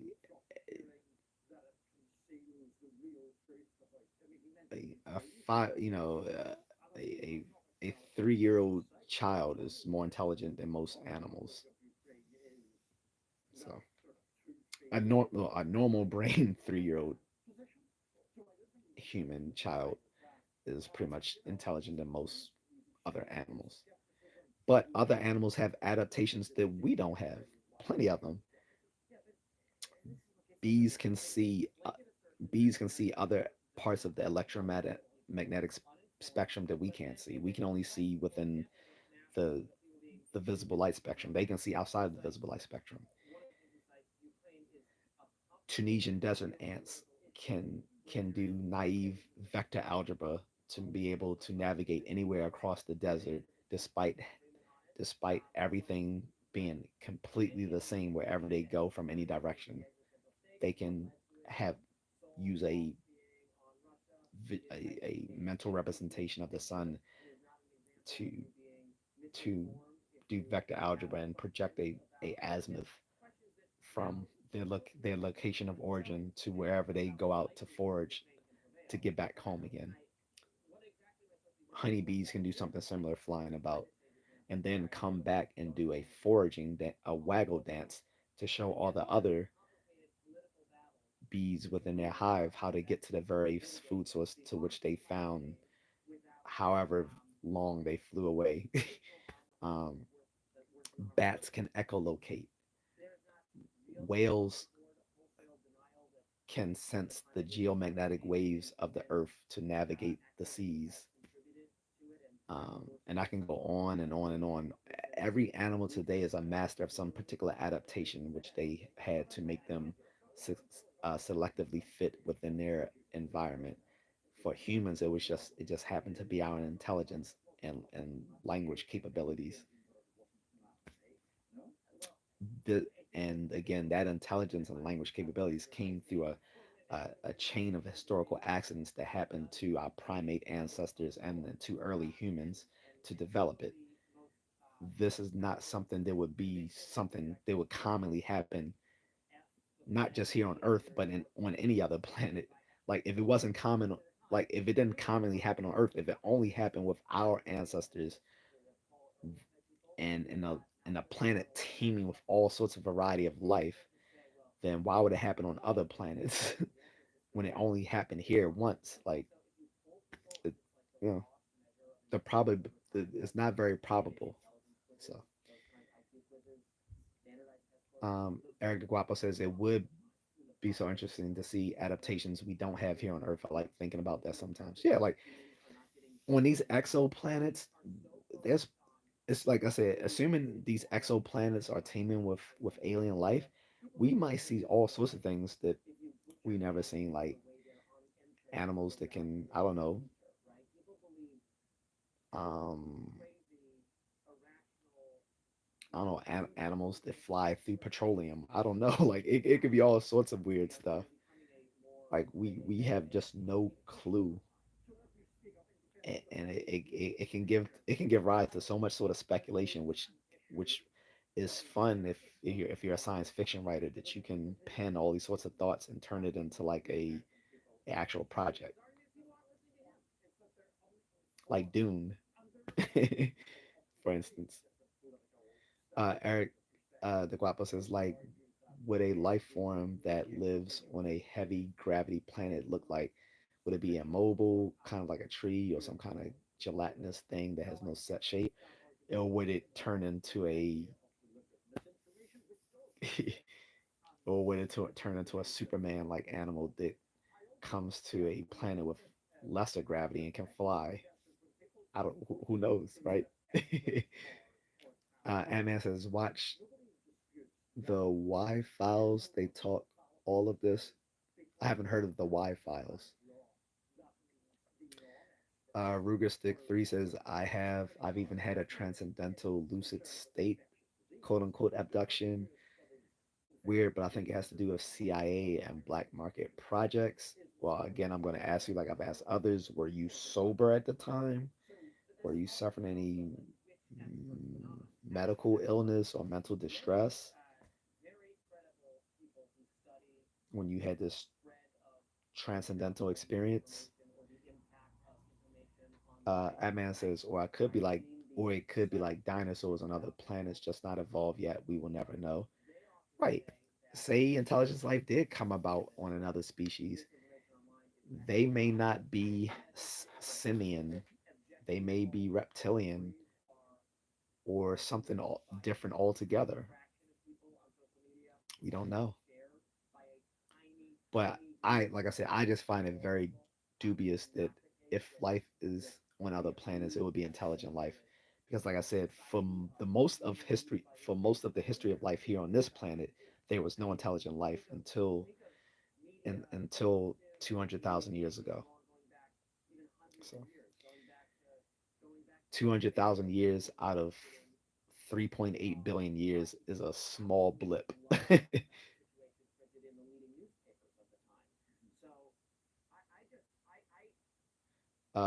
RJ Berger says if dogs could talk, what would their TV shows be about? I don't know. Ant-Man says, what about an African gray parrot? They could speak. Just kidding. Yeah, I mean, we all know that's mimicry. Like, mimicry is not talking. So, RJ Berger says rats have been proven to have metacognition. How? How? First of all, nothing. First, sorry, I'm gonna be a little pedantic. RJ Berger, don't take it to be offensive. I'm not. I'm just pedantic. Um, Nothing is proven in science because you can only confirm things to such a high degree that it would be irrational to disagree with it. But you can't prove things in science because proof has to follow through premises. And since all the premises in science are empirical, there are possibly infinite empirical premises. And even if they aren't infinite, they may have be of such a number that it would be impossible to count. Therefore, we can't prove it because to prove something, something has to follow with necessity from the premises. And we don't have all the premises or data on any empirical phenomena to prove something. We can only disprove things or we can confirm things to a high degree, but we never prove anything in science because we don't have the capabilities. Aside from that, they have not proven, as far as I know, metacognition in rats. Metacognition is the ability to be uh, aware of your own thoughts and how being that rats cannot report to researchers their their thoughts and feelings. It would be very difficult, if not impossible, to ascertain that rats have the capability of metacognition because they would have to report on those very thoughts and beliefs to the researcher. How would a rat do that? Now, maybe you want to say that they can do it through some sort of invasive um, experimentation where they can see what parts of the brain light up in response to metacognition. Um, Again, I still don't see how you would do that because it would be it would be no way. First of all, a rodent brain would not is not as doesn't have the same level of development in its neocortex that we do, particularly in the prefrontal cortex, which is where we find the seat of thinking, planning, and decision making. And if you do hit those parts of the brain where thinking and planning, decision making are made, I mean, there is some neocortex in rat brains. It would be no way to say that the activity that we're seeing in that part of the brain is through metacognition and not just through normal cognition. They would, like I said, without them being able to report on it in some form, we could never ascertain whether the excitation we're seeing in that part of their brains where typically you see thinking, planning, decision making, um, that sort of thing, was metacognition over just regular cognition. So that has not been proven. If someone can show me literature on that, I'll be willing to reconsider that statement, but I doubt it.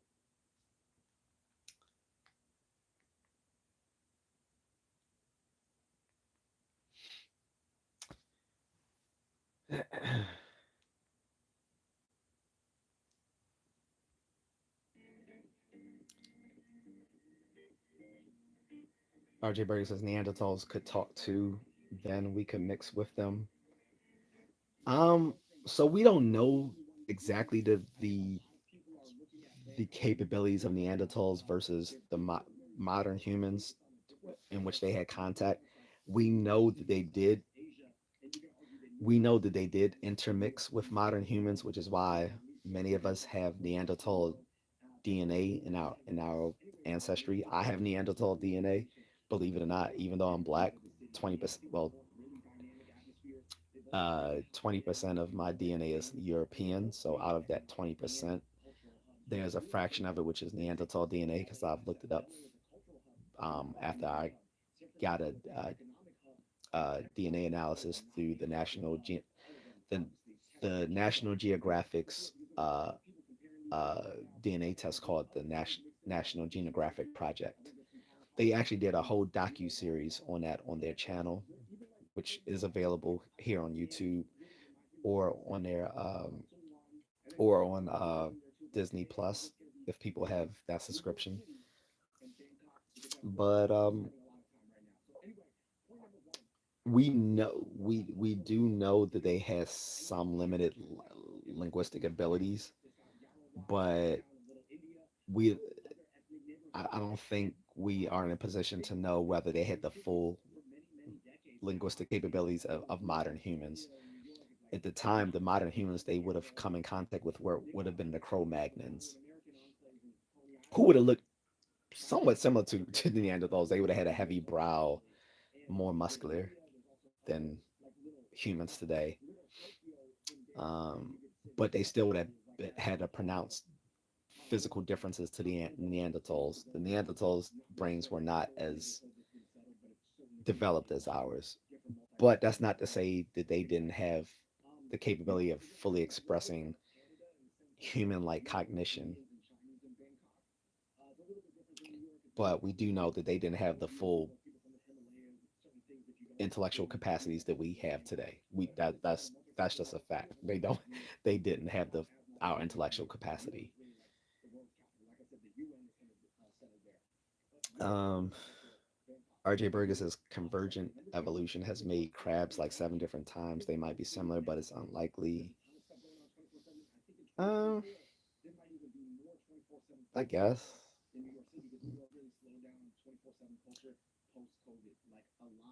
Sometimes some uh,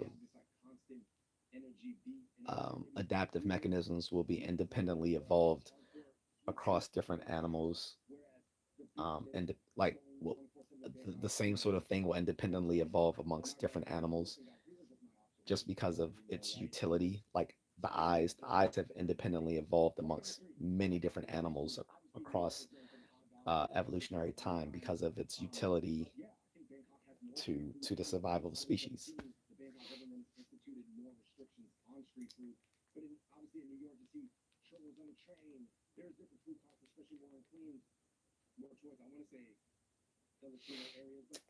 Um, RJ Berger says they were given an option to take a test, and if they knew the answers, they would say yes. But if they knew they didn't know, they declined to take the test. Huh? Are you still referring to the rats? How can a rat uh take a take a cognitive test of any sort. That doesn't, like, again, they have to be able to report something. Any sort of response the rat would give would have been something they were trained to do. Like, this is the whole thing with behaviorism and psychology for a long time, teaching rats to do all sorts of things. And what happened to we learned that behaviorism wasn't correct was that we knew that they did have a mental life, not just a matter of behavioral uh, conditioning, that they would do stuff that they weren't trained to do. But that's a far leap from saying that we knew they had metacognition and can answer things. No. This is far askew from what I'm talking about with alien UFOs, though, guys. You see, I meant to say simian, not similar about the aliens. Yeah, that's what that was. The rats. How would rats report? They can't. They cannot verbally express dissent or assent to anything on a test. You can't. What kind of cognitive test you would give them? Cognitive tests are based on either like verbal or mathematical abilities, sometimes spatial abilities. Rats definitely do have advanced spatial navigational abilities, but there's no way you go from there to ascertaining that they have metacognition. That doesn't that sounds like something coming out of some sort of pseudoscience. That's I'll just be blunt. That's some sort of pseudoscience. RJ Berg says, I didn't do the research, man. I'm just a messenger. Again, you're reporting on something that's pseudoscience. If there was research showing that rats had metacognition, it'd have been all over behavioral science. It would have been, it would have made waves throughout behavioral science, and the person who discovered it would have got a Nobel Prize. Trust me, that is fake. Trust that is pseudoscience. If anyone in the behavioral or neurosciences discovered that rats have the ability for metacognition, that person would have won a Nobel Prize. It's not real. Sorry to inform you.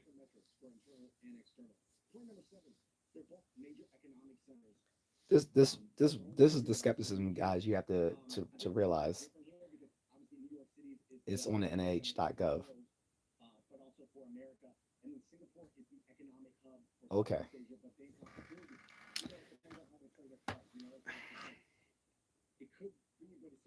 I'll look it up, but I find it highly dubious. If I'm wrong, I'm wrong. I'll admit I'm wrong. I've been shown to be wrong on many things.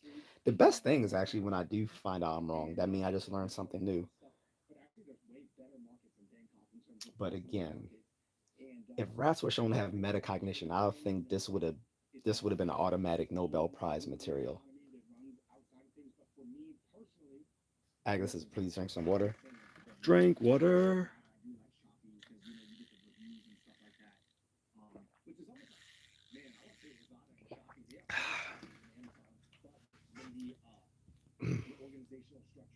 Was my voice getting too scratchy, Agatha?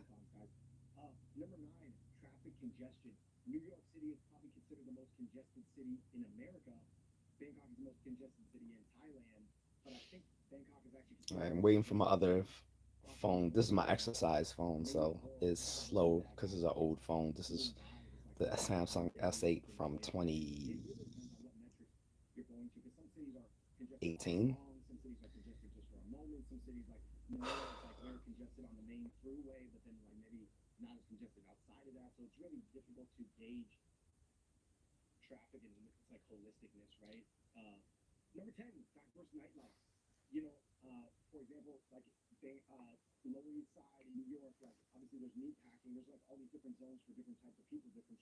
This would be interesting to find out metacognition in rats. It's like, I find it dubious just the way I find it dubious that people talk about animal consciousness. And I remember we talked about this in my neuroethology class. I took a neuroethology class, and the we had to read some of these articles, And I spoke with the professor. I was like, this is kind of interesting. He was like, do you buy it? I was like, I was like, I don't know. I was like, the examples he gave seemed interesting, and the professor being the good scientist that he was, he was like, well, it's hard. He's like, he said, I find it dubious to talk about other lower animals having consciousness when we still haven't proved that humans have it themselves. And I thought about it. I was like, he makes a good point. He makes a good point.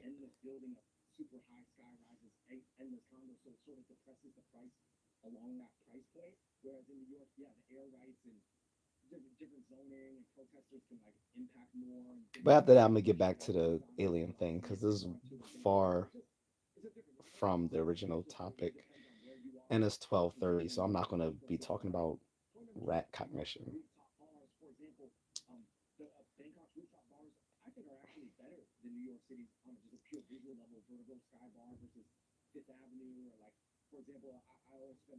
So from Google, it does look like RJ Berger is correct, and I'm gonna read this.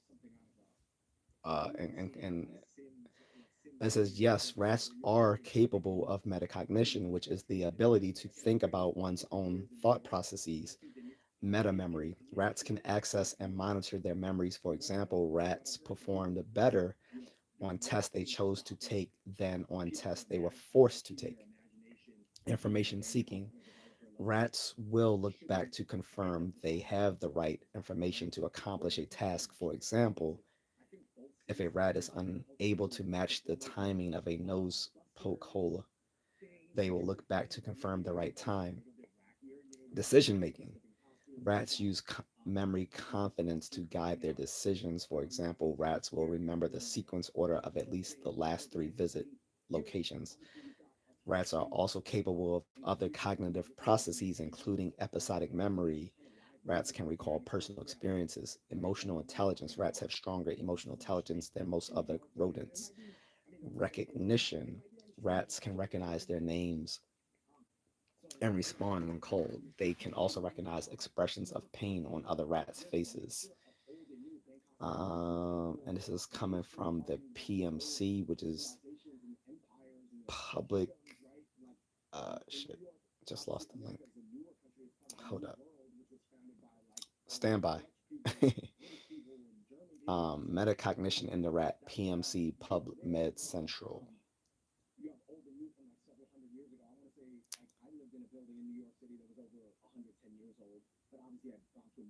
Mm.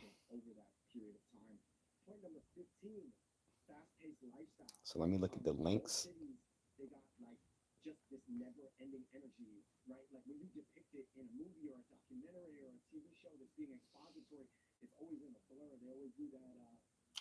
Hmm. All right, let me put on my glasses for a second. But RJ Berger, I owe you an apology. I was wrong. You were right. I'm gonna finish putting this information out there just so I can, again, if I'm wrong, I'll admit it. A lot of people won't. They'll either lie, they'll cover it up, or they'll just, you know, I don't do that. Um, I just won't look at their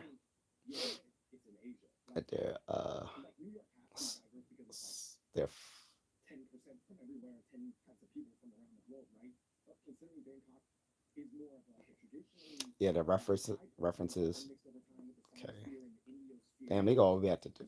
Damn, these people even went used Descartes' discourse on method, the book that I have. Google Scholar, PubMed.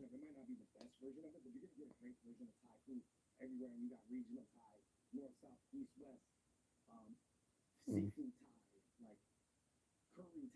This is very interesting. I'm a behavioral science nerd, guys, so I'm a psychology nerd. So this is definitely interesting to me.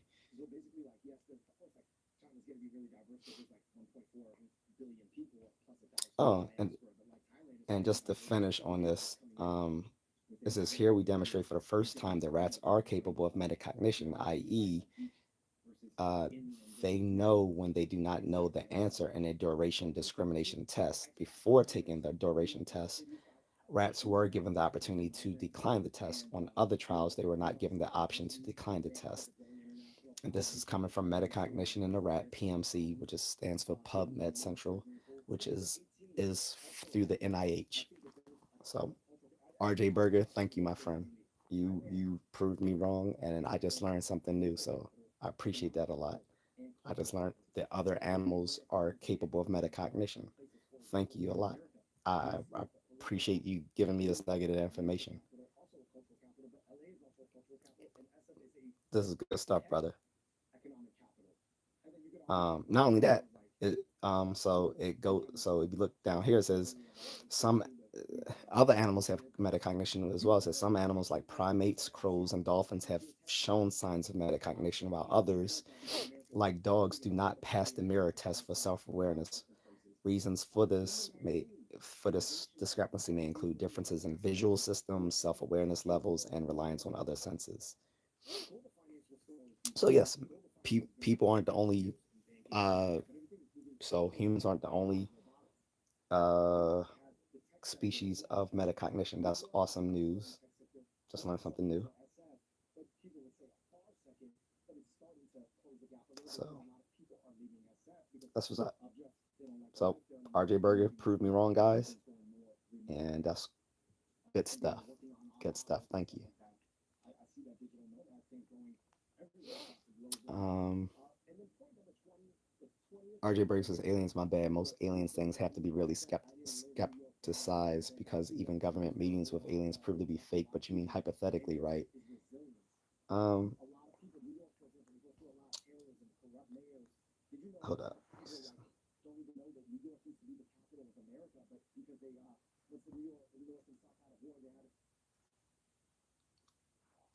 But yeah, like I said, the Pentagon does have.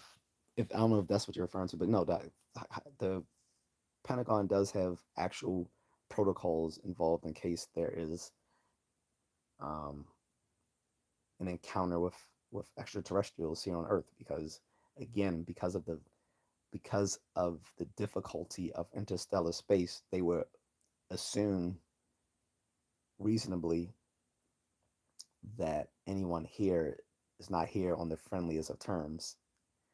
Um, So anyway, I'm about to end this, guys, because I didn't get too much feedback here with the whole thing of talking about aliens and stuff like that and UFOs, and it's already 12:30.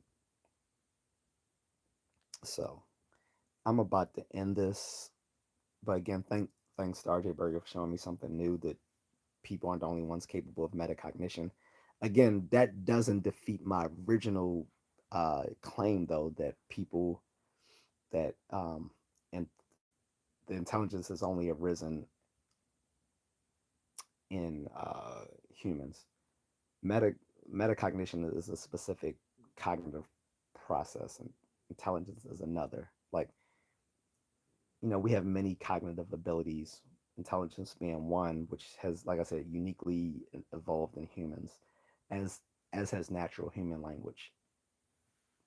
These are unique human adaptations.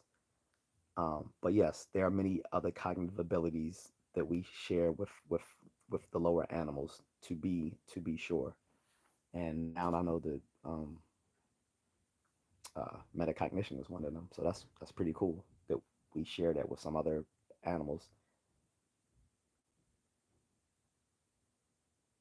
But anyway, on that, I think about to end this. Let me just get through the rest of the comments. RJ Burger says there was that mummified quote unquote alien that they X-rayed from Mexico or something. Yeah, that was bullshit.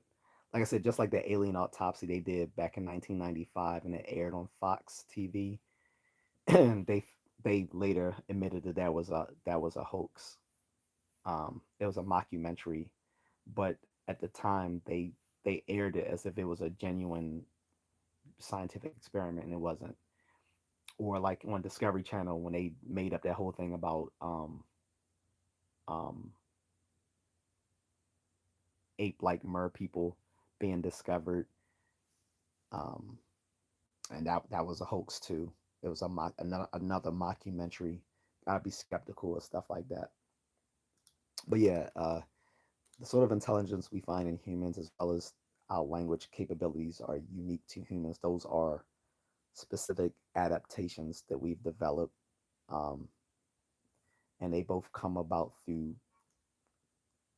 the computational capabilities of the human mind, which is both generative and productive. Productive productive in the sense that we can produce thoughts or or like sentences that's never been done before. Like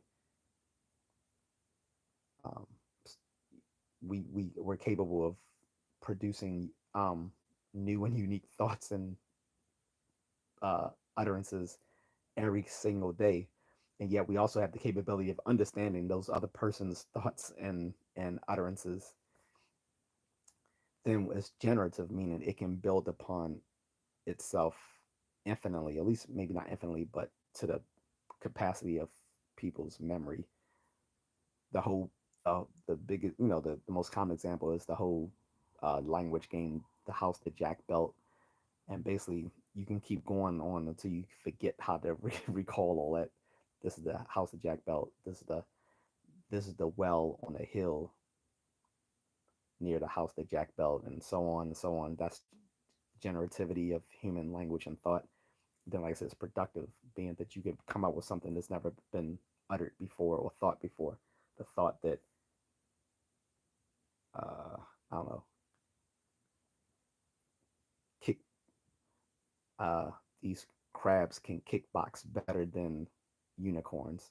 I'm pretty sure no one has ever uttered that or thought that before. But even though even though it's like weird, you can instantly understand that. But that's pro- the unique human capability of our productivity and of thought, as well as our generativity of thought and language. So there you go. Um, Robert Connor says, I've seen a UFO. I can't confirm that it was extraterrestrial. Yeah, like I said, I think we've all seen UFO type stuff. I just don't think any of it was extraterrestrial. That was what I was getting at in this live stream, is that I think we've all experienced like either UFO or UAP, whichever one you want to call it, same thing. But it would be a large logical jump to say that the UFOs we experienced were of alien origin, right? Then most likely they were just something that was a matter of meteorological phenomena or aircraft or something from space, like some sort of astronomical phenomena like meteors. So I guess that's what we'll have to call it a day, guys. ATL Tufton says, what do you think about the new April O'Neil from TMT Mutant Mayhem? That's a subject for another day, brother. It's too late to be talking about random stuff that has nothing to do with my topic. Unless you want to drop a super chat, then I can we can talk about that. But I've talked about Teenage Mutant Ninja Turtles on a old YouTube short, and I said basically the new movie was shit. But other than that, I'm not gonna get into April O'Neil or anything not dealing with the topic because I'm about to end the stream. RJ versus aliens are real. They've been here. I can't tell you how I know. If you can't tell us how you know, then we have no reason to believe that we have no reason to take that just based on you saying so. Sorry, it doesn't work that way. You, you can't make an extraordinary claim without providing extraordinary evidence for it. Because again, if aliens were real, one, whoever discovered them would be the most famous person in the world, and all of that and all of the stuff that they discovered would be all over news media. And two, in the information age, governments can't keep big things like that a secret anymore. They simply can't. They can try, but things get leaked out all the time.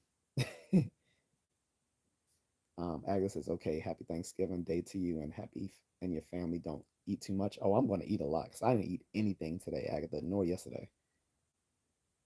I'm going to eat a lot, but I exercise so I can get away with it. Zadia says, hello. He's, are you caught up with the chat? Yeah, for the most part. Robert Kind says, but don't get it twisted. It was spooky. ATL Tufton says, what do you think? You already asked me that. I'm not answering that unless you put it in the super chat. I'm not going to answer something about something that has nothing to do with my live stream 12:30 at night after I've been on for 2.5 hours just because you want to talk about something random. I'm being nice by not even timing you out, but normally I would. Robert kind of says good night. Thank you, Robert. So, guys, if you guys have any more thoughts on it, you can leave it in the comment section once I upload this broadcast for replay. Or, if you have other ideas or whatever, people can always reach out to me through my social media, um, Instagram, Facebook, or email. I'm thinking Asia left me something on email. We'll see. Um, but in any case, that's it, guys. But yeah, this is like, yeah, I was hoping this would get more more play, but probably because it's the eve of Thanksgiving. It's late. People got things to do or sleep. RJ Berger says it's classified, but I'm a civilian, so I don't have any NDAs, and I've been told that's as much as I'm willing to say, but I can tell you 100% they're real. I don't believe it. I just don't. Again, if that sort of thing was real, it would have been found by now. You're not going to hide aliens in the information age where everyone has high-speed internet and smartphones. You're simply not. It's not real. Only thing they can say is that they've probably seen what they think are UFOs, and that doesn't mean they're alien based. Again, if there were alien based spacecraft coming here and alien species coming here, we would have known by now. The extraordinary claims require extraordinary evidence. Carl Sagan is always going to be right about that. What and what happened with the rats? Again, that was public information. That was through NI. That was it was a peer reviewed research through PubMed Central, which is a journal of the NIH. That's public information. That's how I was able to verify that what you said was correct. But in this case, when you're talking about something that's possibly classified, there's no way to publicly verify something. The way things work in science, something that's not publicly verifiable should not be believed. In science, any claims that we make have to be somehow testable.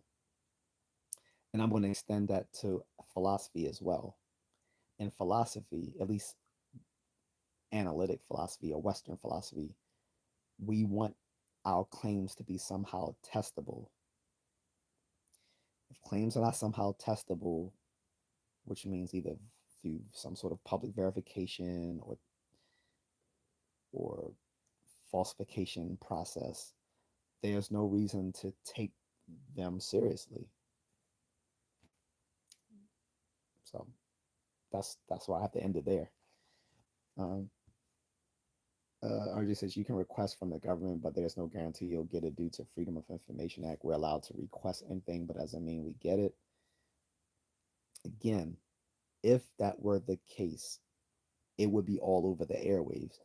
It was making big buzz last year and in 2022 when all those documents were leaked about UFOs and stuff.